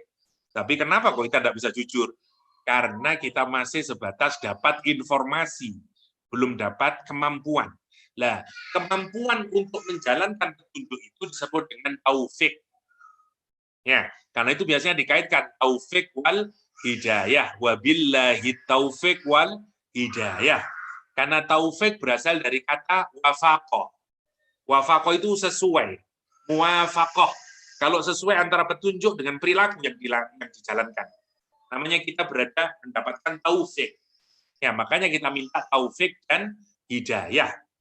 Jadi satu di Indonesia namanya Taufik Hidayat yang pernah dapat juara Olimpiade Dunia Badminton, ya, Taufik Hidayat. Jadi itu bedanya kenapa kita minta Taufik wal Hidayat. Dan kenapa kita kok minta hidayah terus-menerus itu karena itu. Karena kita tidak hanya minta ilmu, kita minta dimampukan oleh Allah untuk menjalankan hidayah Allah SWT. Nah, Allah menyatakan pengingkaran, bagaimana Allah akan memberikan hidayah, memberikan informasi, memberikan kemampuan kepada satu kaum yang Rasul datang kepadanya, informasinya sudah, dia sudah tahu, malah dia kufur. Ya tidak bisa itu, karena dia menzolimi dirinya sendiri. Jadi Allah tidak memberikan hidayah, rumusnya adalah kalau orang berbuat zalim. Kalau orang berbuat zalim, zalim kepada dirinya sendiri, misalnya, karena dia tahu, tapi dia mengingkarinya. Orang yang berbuat zalim tidak akan dapat hidayah Allah. Baik zalim kepada diri, zalim kepada Allah, zalim kepada orang lain, ya az-zalimin. Jadi itu rumusnya. Sepanjang kita tidak zalim, insya Allah kita masih akan berpeluang mendapatkan hidayah. Karena Allah menyatakan la yahdil qaumadz zalimin. La yahdil qaumadz zalimin. Ya, itu poin sentralnya. Ayat selanjutnya sebenarnya berkenaan dengan taubat kemudian ya. Jadi qala Ibnu Abbas, ini ada juga yang menyatakan kalau kita baca di Tafsir Ar-Razi ya, ayat yang tadinya kaifa yadillah, kata Imam Razi, ini berkenaan dengan asyrati rahdin kanu amanu sumartaddu. Ada 10 kelompok lah, 10 grup ya, yang beriman kemudian dia murtad dan ketemu di Makkah, summa akhadhu yatarabbasuna bihi raibal manun fa anzalallah, dia kemudian bingung, dia mau berubah, mau tobat, turun ayat ini ya. Dan seterusnya ya, ada tadi Haris bin Suwaid ya, seperti yang tadi, tapi singkatnya terjadi perbedaan memang, tapi intinya adalah ini berkenaan dengan orang yang tidak mengambil kebenaran ketika fisiknya, akalnya, ruhaninya tahu, tapi dia mengambil yang lain karena mungkin dapat perolehan duniawi dan seterusnya dan seterusnya. Itu yang disebut dengan kaifa yahdillahu qauman kafaru ba'da imani. Oke. Satu ayat lagi lah terakhir. Nah, saya bacakan semuanya lah, tapi intinya begitulah kira-kira. Ulaika jazaohum anna alaihim la'natullah wal malaikati wan nasi ajma'in. Ulaika, mereka itulah, kata Allah SWT, jazaohum, balasan mereka, anna alaihim la'natullah. Ya, bahwasanya atas mereka ya laknatullah, laknat Allah, wal malaikah wan nasi ajma'in, dan manusia, siapa yang ngasih laknat? Allah, malaikat, dan manusia. Ajma'in, semuanya. Nah, kata annas ini ada beberapa mufassirin yang mengecualikan ya. Tidak dalam pengertian seluruh manusia, tapi manusia yang tadi, yang masih punya pure karakter atau innate nature-nya. Karena kalau manusia yang sama-sama buruk, mereka tidak melaknat. Mereka bahkan supporting one another. Ya. Sesama repis misalnya, ya mereka oke-oke saja. Itu maka meskipun Al-Quran menggunakan kata nas di sini, maksudnya nas yang masih memiliki akal yang sehat, yang waras, dan seterusnya. Jadi balasan mereka semua akan melaknati, seperti yang tadi fala yuqbala min, ya. Sebenarnya lanjutan saja. Ulaika ini adalah kata ganti yang menunjukkan jauh, yang mereka itu. Ulaik, ya. Sekarang kata ganti ketiga untuk menggambarkan jauhnya mereka dari Allah Subhanahu wa taala. Ya, mereka itu, ya, bukan kamu sekarang, karena dijauhkan sekarang. Ulaika jazaohum, balasan mereka. Lihat, ini sekali lagi kenapa didahulukan, jangan sampai mengira bahwa hukuman itu karena Allah Subhanahu wa taala, tapi hukuman itu karena diri mereka sendiri, karena perbuatan mereka sendiri. Ya, anna alaihim, sesungguhnya atas mereka, khususnya buat mereka, alanya didahulukan. Mestinya laknatullah alaihim begitu, tapi alaihim laknatullah. Masya Allah ya, didahulukan untuk menggambarkan apa? Masih ditambahi anna lagi. Ini untuk menunjukkan kepastian, ya, untuk menunjukkan kepastian. Ya. Awalnya kan sebenarnya laknatullah alaihim, mestinya begitu. Masih dikasih anna, ya, sekarang untuk terus dibalik. Sebenarnya ini kita pernah bahas dulu ya. Ini untuk menunjukkan kepastian. Anna alaihim laknatullah. Tidak ada keraguan sedikit pun, pasti terjadinya atas mereka apa? Laknatullah. Ya, Allah melaknati mereka, malaikat melaknati mereka, manusia-manusia melaknati mereka. Masya Allah. Kenapa? Karena perbuatan yang mereka lakukan. Karena dia bertentangan tadi dengan fitrahnya. Dengan fitrahnya. Kita lihat Imam Qurtubi saja sebagai udah ada Qurtubi ya saya ini. Berarti saya belum bikin ya. Saya belum bikin ayat yang ke-87. Ayat ke-87.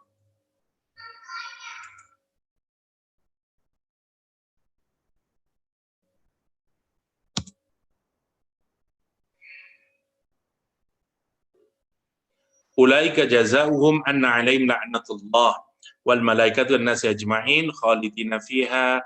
Tidak ada penjelasan ya ilal ladzina tabu, tidak ada penjelasan dari Imam Tirmidzi. Kita lihat yang lain misalnya dan tidak penjelasan dari Imam Mawardi. Tidak ada juga innal ladzina kafaru ba'da imanihim, ini sudah malah terlalu jauh, tidak ada penjelasan juga.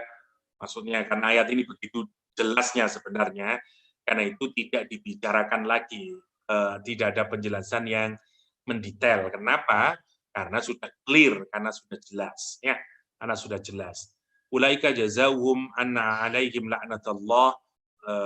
Sebelumnya kaifa yadillah istifna ibtidai yunasib nilai istifham ingkari tadi, ya. Kaifa adalah istifham ingkari. Wal maksud ingkaru an tahsula lahum hidayah khassah wa ya imal hidayah an-nasyi'ah an inayatillah bil abdi wal lutfihi bihi, ya.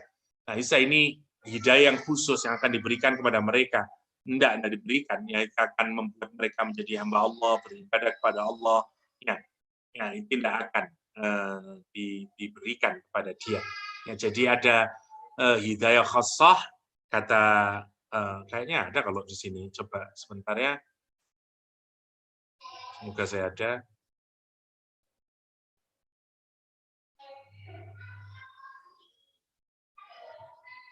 Rozi.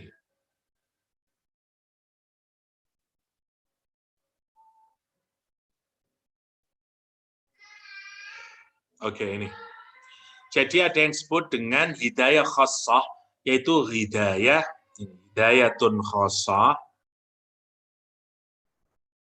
Hidayah khassah adalah hidayah yang akan membangkitkan apa? Pertolongan Allah kepada seorang hamba, kelembutannya kepada seorang hamba.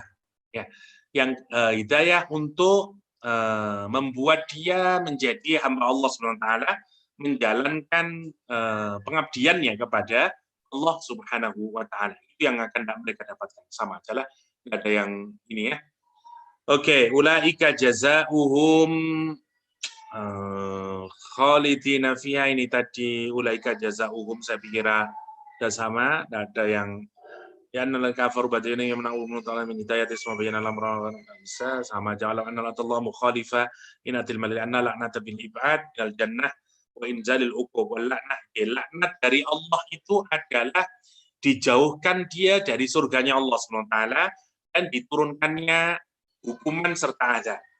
Ini kalau dari laknat Allah itu bentuknya berupa al-ibad minal jannah, perjauhan dari surga.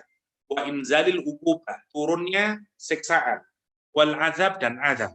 Sementara laknat dari malaikat ya al-qaul, ucapannya. Curse, ya, kita seperti samalah dengan kita. Wa kadzalika minan nas, demikian juga dari manusia. Kalau yang dari malaikat dan dari manusia, maksudnya adalah ucapan. Seperti kita menyatakan, mati kamu, kapok, laknatullah alaih, misalnya. Ya. Jadi ini ucapan kita. Tapi kalau dari Allah SWT adalah ibad minal jannah sama inzalil uqubah wal adab. Ya. Kenapa mereka dapat itu? Mereka berhak untuk dapat itu, mustahikun lahum. Kenapa? Karena kezaliman dan kekufuran mereka. Ya. Karena itu mereka mendapatkan. Lima amma jami'an nas tadi ya, karena sekarang ini yang tadi kenapa menggunakan seluruh manusia yang tadi itu ya, karena tentu saja bukan semuanya, tapi mereka yang masih memiliki akal yang sehat, Oke. Khalidina fiha, la yukhaffafu anhumul adzab wa la hum yunzarun. Mereka akan mendapat dijauhkan dari surga, diberikan azab, dimasukkan dalam neraka, khalidina fiha. Selama-lamanya dia akan berada di sana. Kenapa? Karena dia tidak hidup dengan fitrahnya. Dia tidak mengambil Islam sebagai dinnya. Karena itu tidak ada peluang dia untuk mendapatkan kebaikan keluar dari nerakanya Allah. Mungkin tidak pernah ada kebaikannya. Semua orang yang tidak mengambil Islam sebagai din, tentu saja tidak akan ada kebaikannya. Ya, karena itu akibatnya khalidina fiha. Selama-lamanya dia. Selama-lamanya dia. Ya. Itu yang pertama. Atau yang maknanya at-takhlid fil la'nah. Yaumal qiyamah la yazalu yalna'uhum. Yang pertama, kata Imam Razi, khalidina fiha ini adalah at-takhlid fil la'nah. Selama-lamanya dilaknat terus. Ya, sampai yaumul qiyamah. Tidak selesai-selesai malaikat itu dan orang-orang beriman ya, itu akan melaknati mereka. Ya, bahkan orang-orang yang ada dalam neraka. Ya Masya Allah. Fala yakhlu syai'un min ahwalihim. Dan terus dihinakan dia. Ya. Dan juga selain dia dilaknati secara terus-menerus, dia juga mendapatkan akibat dari laknat tersebut, yaitu konsekuensinya, yaitu azab. Wa ubbira an khuludi atharil la'n bi khuludil la'n. Jadi dia mendapatkan konsekuensi dari laknat itu. Allah menggunakan ungkapan sebenarnya dimaksud adalah selama-lamanya dia mendapatkan konsekuensi dari laknat itu, yaitu masuk neraka. Tetapi diungkapkan dengan hanya menggunakan kalimat bikhuludil la'n. Maksudnya kan dikaitkan tadi setelah ulaika yal'anuhumullah malaikat wa nas ajma'in khalidina fiha. Jadi maksudnya ada yang menyatakan ini ungkapan maksudnya dia di dalam neraka, bukan hanya laknatnya saja. Kan ada dua maksudnya. Jadi khalidina fiha itu yang pertama dia selamanya akan dilaknati, meskipun di neraka dia dihinakan, dilaknati terus. Ya. Yang kedua adalah ini ungkapan saja, maksudnya dia selamanya ada dalam neraka karena maksudnya adalah ulud asaril la'nah. Itu maksudnya. Oke. Tidak ada lagi penjelasan Imam Razi, hanya itu walahum yunzarun, dan mereka la yukhaffafu anhum, mereka tidak ditakhfif, tidak diringankan azabnya. Itu bedanya ya. Jadi yang menakutkan dari neraka itu adalah tidak ada siksa, tidak ada penurunan kualitas siksaan. Bahkan gambarannya di dalam Al-Quran, malaikatnya itu bengis dan kejam, tidak memiliki perasaan iba, empati, nggak ada. Al-Quran menggunakan kalimat ghiladun syidad. Ghilad itu merciless. Jadi kalau orang nggak punya rasa belas kasihan. Sifat manusia itu, meskipun dia misalnya ahli maksiat, dia itu banyak melakukan kesalahan, tapi kita ini masih tetap punya empati. Ya, punya empati. Ya, Alhamdulillah, ada kemarin nggak tahu saya udah berapa hari kapan, seminggu atau kapan, ada organisasi namanya World Giving Index atau Indeks Sedekah Dunia. Ya, dari 126 negara, Indonesia nomor 10 karena termasuk negara yang cukup bagus di dalam sedekah. Artinya punya empati yang cukup lumayan. Karena itu menakjubkan ya, Ustadz Adi Hidayat dalam waktu berapa hari itu, 1 minggu kayaknya, berhasil mengumpulkan 30 billion ya, rupiah untuk dikirimkan kepada Palestina misalnya. Wah, cukup menarik kalau melihat itu. Yang paling terakhir sendiri 126 siapa? China. Ya, jadi menarik kalau kita pikirkan itu. Jadi Chinese World Giving Index-nya paling jelek sendiri. Di antara pertanyaannya itu, maukah kamu menolong orang lain yang tidak kamu kenal, dan seterusnya. Itu model-model pertanyaan untuk menunjukkan giving index-nya. Oke. Nah, yang menarik, ya, karena itu disebut dengan empati, dan itu salah satu sifat manusia. Ya. Karena kita punya sifat uns tadi itu, uns. Ya. Kita punya empati. Kita maunya N itu dalam, pati itu penderitaan. Jadi empati itu kemampuan manusia untuk meletakkan penderitaan orang lain di dalam dirinya. Nah, makanya disebut dengan empati, ya, dari bahasa Latin. Oke, jadi manusia itu punya sifat empati, ya, yang kasih sayang, atau dalam bahasa yang lain disebut dengan unes, ya, kasih sayang, perasaannya iba kepada orang lain. Nah, lawan dari unes itu namanya ghila. Ghila. Quran misalnya menyatakan malaikat yang jaga neraka itu ghilatun syidad. Syidad itu keras. Maksudnya kalau dia menghukum, dia tidak pernah menurunkan. Kalau standarnya dipukul dengan pukulan sebesar misalnya 100 desibel, ya sudah, dia 100 desibel terus. Dia tidak akan kurangi, misalnya. Itu yang menarik. Al-Quran menyatakan la yukhaffafu anhul azab. Azabnya tidak akan pernah dikurangi. Ya, tidak pernah dikurangi. Bahkan kalau di surah apa itu Ar-Rahman, ya, Al-Quran menggambarkan Al-Waqiah atau Rahman, Al-Mulk, ya. Kalau dia meminta untuk mendapatkan peringanan, bahkan dikasih apa? Tambahan lagi, kesusahan lagi, kesusahan lagi. Jadi tidak mendapatkan keringanan, justru mendapatkan tambahan penderitaan lagi. Ya, Masya Allah, menakutkan, ya, menakutkan. Itu yang disebut dengan la yukhaffafu anhumul adzab. La yukhaffafu anhumul adzab. Gimana surat Al-Mulk itu, ya? Saya kok lupa. Kalau dia meminta untuk kemudahan, malah justru ditambahin lagi. Dia tidak mendapatkannya kecuali tambahan. Ingat Tuan, apa bunyi ayatnya, ya? Surat Al-Mulk, seingat saya. Saya ingat, nantilah saya tidak keluar bahasa. Nah, itu maksudnya la yukhaffafu anhumul adzab. Dihubungkan dengan ayat itu, maksud saya akan menjadi sangat clear karena Allah tidak akan memberikan takhfif. Atau kalau di surat Al-Ahqaf, di surat Al-A'raf, ketika mereka wanada ashabul jannah ashaban nar, ya, ketika penduduk surga berteriak kepada penduduk, ketika penduduk neraka berteriak kepada penduduk surga. Kata dia, tolong berikan kepada kami air, seteguk air, atau apa sajalah dari rezeki yang diberikan Allah SWT. Ya. An afidu alainal ma' au mimma razaqakumullah.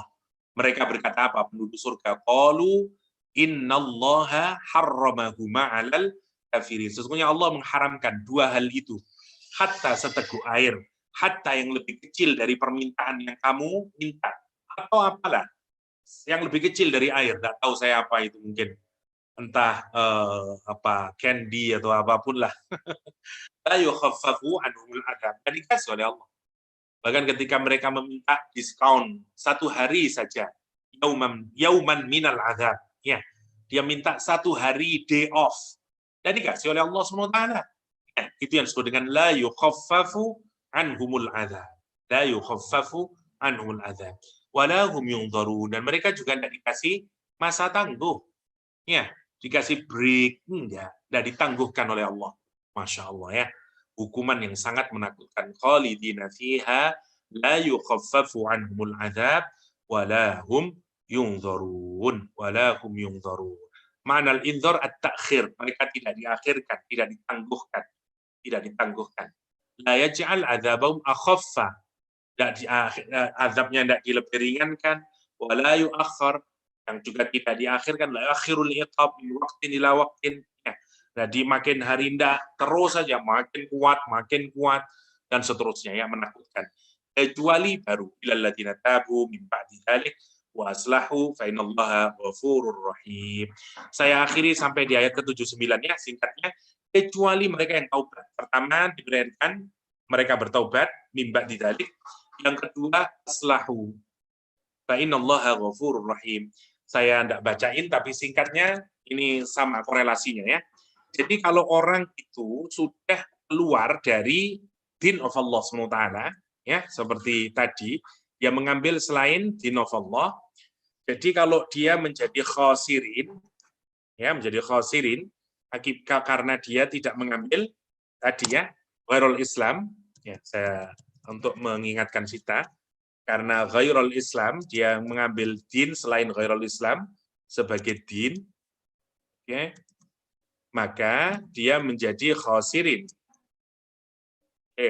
Kalau sudah khosirin, bagaimana agar dia menjadi faizin? Agar dia kembali lagi menjadi faizin.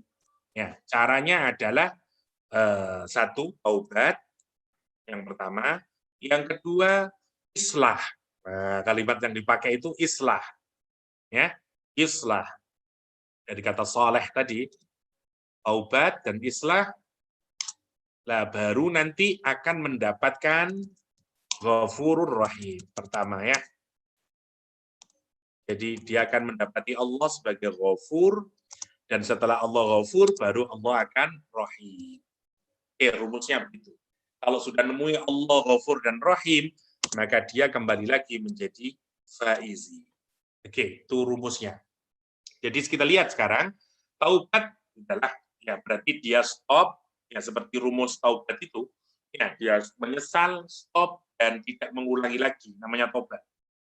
Ya, rumus taubat ada 3, jadi seperti yang kita tahu semuanya ya, taubat itu baru diterima Allah jika ada 3 unsur itu. 1, menyesal, nadam, ya, menyesal atau nadam, nadamah yang pertama. Yang kedua, setelah itu stop, ya, stop, stop, tidak mengulangi lagi.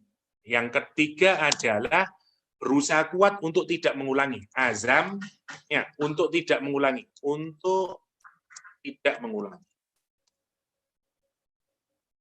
Oke, jadi ada 3 syarat diterimanya taubat. Ya, ada penyesalan, kemudian diikuti dengan stop dari maksiatnya, dan kemudian berazam, ya, dengan sangat teguh untuk tidak mengulangi perbuatan maksiatnya. Kalau itu dilakukan, diterima taubatnya oleh Allah SWT. Ya, jadi itu poin untuk kalau kita ingin diterima taubat kita oleh Allah Subhanahu wa taala. Oke. Nah, islah lagi kaitannya dengan tadi. Kenapa dia kok harus islah? Kenapa kok Allah menyatakan dia tidak hanya taubat tapi harus islah? Karena dia sudah hidup di luar Islam. Kalau dia di luar Islam, dia rudak, dia broken sekarang. Ya, karena itu harus direkonstruk lagi, diislahkan lagi. Ya, dibenain lagi. Mindnya dibenarin, ya, soul-nya dibenarin, semuanya itu, islah itu. Islah itu menuntut apa berarti? Seperti tadi, islah itu menuntut amal. Yang tadi, baru amal soleh, kaitannya soleh. Karena itu akan terjadi li islah tadi, seperti yang saya jelaskan. Kenapa saya tadi pakai itu? Karena ada kaitannya di sini sebenarnya. Li islah tadi, yang 3 tadi, ya, al-jawareh, tadi itu, al-qulub, ya, dan as-sarair. Maka matching sekarang. Kalau dia melakukan islah, melakukan amal soleh, maka terjadi perbaikan terhadap dirinya, terhadap jasadnya, badinya, terhadap qulubnya, dan terhadap sarairnya, terhadap sarairnya. Itu poinnya. Jadi baru kalau dia sudah melakukan ini, tidak cukup taubat kalau untuk orang kayak begini. Tidak cukup nyesel, azam, stop, dan azam. Tidak. Dia harus ditambahi dengan amal soleh. Kenapa? Karena kalau tidak amal soleh, dia tetap saja tidak akan mengalami perbaikan. Ya, tetap saja akan jelek. Karena itu dia harus ditambahi dengan taubat dan islah. Rumusnya begitu. Jadi harus taubat dulu, ya, agar dia berubah. Setelah taubat, baru dia islah, melakukan perbuatan islah. Dari mana kita mendapatkan islah? Dari amal soleh. Dari amal soleh. Itu poin sentralnya di situ. Jadi dia tidak cukup hanya untuk bertaubat, tapi dia harus ditambahi dengan islah. Nah, kalau sudah islah, nanti benar, maka lihat, dia mendapati Allah. Ujung ayat ini. 2 nama Allah yang diambil. Ghafur. Allah ampuni dulu. Jadi maksudnya apa? Rahmat Allah itu hanya akan diberikan setelah kita diberikan maghfirah. Jadi sekarang kita pikirkan ya. Jadi rumusnya adalah Rahim, lihat. Bukan Rahman. bukan Rahman. Sekarang rahmatnya ini, sekarang ini rahmat untuk rahmat yang sifatnya diberikan kepada hambanya Allah yang mukmin. Plus sifatnya apa? Selama-lamanya. Kalau selama-lamanya berarti di mana? Surganya Allah Subhanahu wa taala. Selama-lamanya. Oke. Karena itu maknanya dari rahmat yang menggunakan nama Allah Rahim, karena di dalamnya ada makna selama-lamanya. Dan ini bukan untuk orang non-Muslim. Karena non-Muslim namanya Rahman. Karena itu Rahim. Oke. Jadi rahmat Allah itu, kalau kita ingin dapat rahmat yang Allah berikan kepada orang mukmin, dan itu selama-lamanya, ini hanya akan diberikan, ya. Jadi rahmat Allah yang ini, yang jelisnya model begini ini, rahmat Allah ini hanya akan diberikan setelah kita mendapatkan maghfirah. Itu rumusnya. Karena itu tidak boleh dibalik, itu bukan Rahimun Ghafur, tapi harus apa namanya, Ghafurur Rahim, Ghafurur Rahim. Jadi tidak bisa dibalik dia tidak bisa dibalik karena dia berkaitan satu sama lain. Jadi orang hanya mendapatkan rahmat Allah kalau dia sudah mendapatkan maghfirah. Jadi jangan berharap rahmat dulu. Sebenarnya yang paling utama yang kita minta itu adalah maghfirah. Kalau kita sudah mendapatkan maghfirah, rahmat Allah pasti diberikan. Ya, jadi itu rumusnya. Makanya untuk memperbaiki diri, yang dibutuhkan adalah taubat plus islah. Ya, karena itu nanti baru kita mendapatkan maghfirahnya Allah, dapat rahmatnya Allah. Kalau sudah dapat rahmat dan maghfirah, maka nanti akan menjadi faizin. Jadi, kalau saya mau singkat, rumusnya menjadi, kalau kita singkatkan lagi, rumusnya dalam model yang lebih baik, jadi begini rumusnya itu. Taubat, islah, mendapatkan rahmat, dan mendapatkan maghfirah. Dan itulah yang disebut dengan faizin. Ya, orang yang berbahagia. Jadi ini jadi rumus kita sekarang. Inilah rumus ayat yang keberapa tadi? Tidak tahu saya sudah.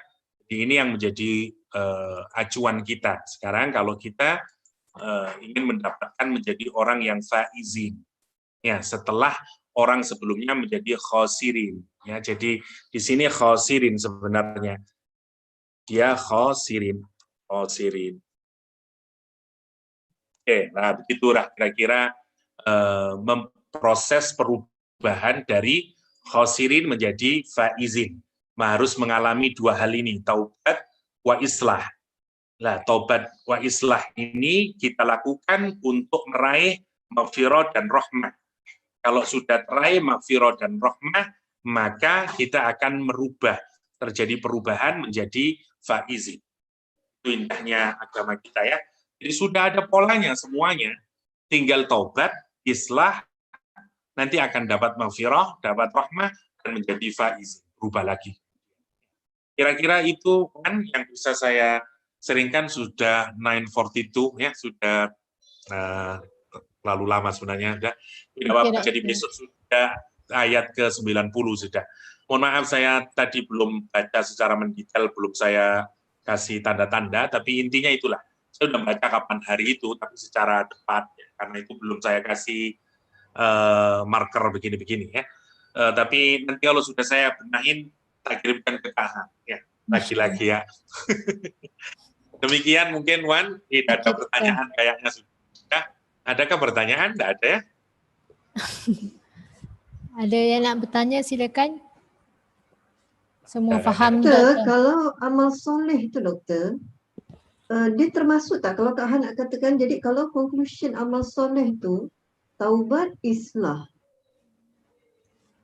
ke Ya. amal soleh itu fokus kepada islah sahaja? Amal, ya apa, taubat, gimana?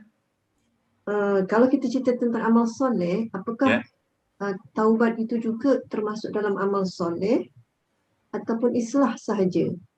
Oke. Kalau amal itu kan menuntut perbuatan. Ya. Taubat itu kan sebenarnya kalau kita lihat rumusannya, kita ini kalau dalam Al-Quran dibedakan memang, misalnya illa man taba wa amila sholihan. Jadi orang yang bertaubat belum tentu beramal. Ya.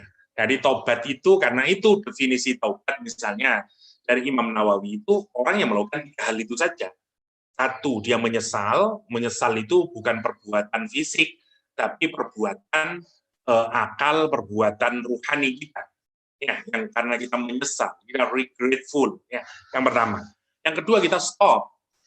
Nah, stop ini juga belum beramal karena kita menghentikan perbuatan maksiat yang telah kita lakukan. Misalnya I used to, tapi sekarang udah tidak lagi. No longer lagi udah. Yang pertama, yang kedua. Yang ketiga, kita berusaha sekuat. Jadi ini sebenarnya kalau kita lihat dari 3 ini semuanya pekerjaan mental, pekerjaan hati, pekerjaan emosi. Karena kita berusaha, contoh katakanlah, kita ini pemarah, dan kita tahu pemarah itu adalah perbuatan yang, atau sombong, perbuatan yang dimarahi oleh Allah SWT, sebenarnya tidak diizinkan oleh agama. Nah, caranya adalah nyesel. Penyesalan terjadi dalam hati. Stop, tidak mau marah lagi misalnya, atau tidak mau apalah, itu kita menahan. Ya, belum ada perbuatan, tapi sifatnya memang pekerjaan pada diri kita sendiri, belum keluar. Ya. Dan seterusnya, sampai kemudian kita berazam. Azam tempatnya juga dalam hati. Karena itu, fa'idha azamta fatawakkal 'ala Allah, misalnya. Jadi azam juga menunjukkan satu tekad bulat, yang juga merupakan pekerjaan. Jadi kalau kita lihat dari prasyarat taubat dan penggunaannya yang dibedakan oleh Al-Quran dengan amal soleh, taubat dan amal memang 2 hal yang berbeda.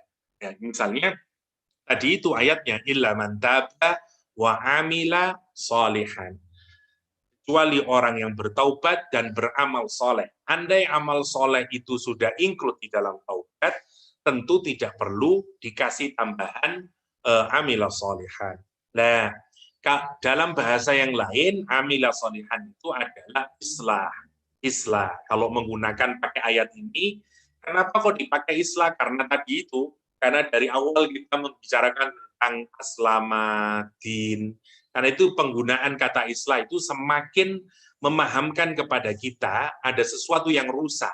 Karena waktu masih ingat ketika kita definisikan islah itu kan proses perbaikan sebenarnya. Secara literal maknanya islah itu perbaikan.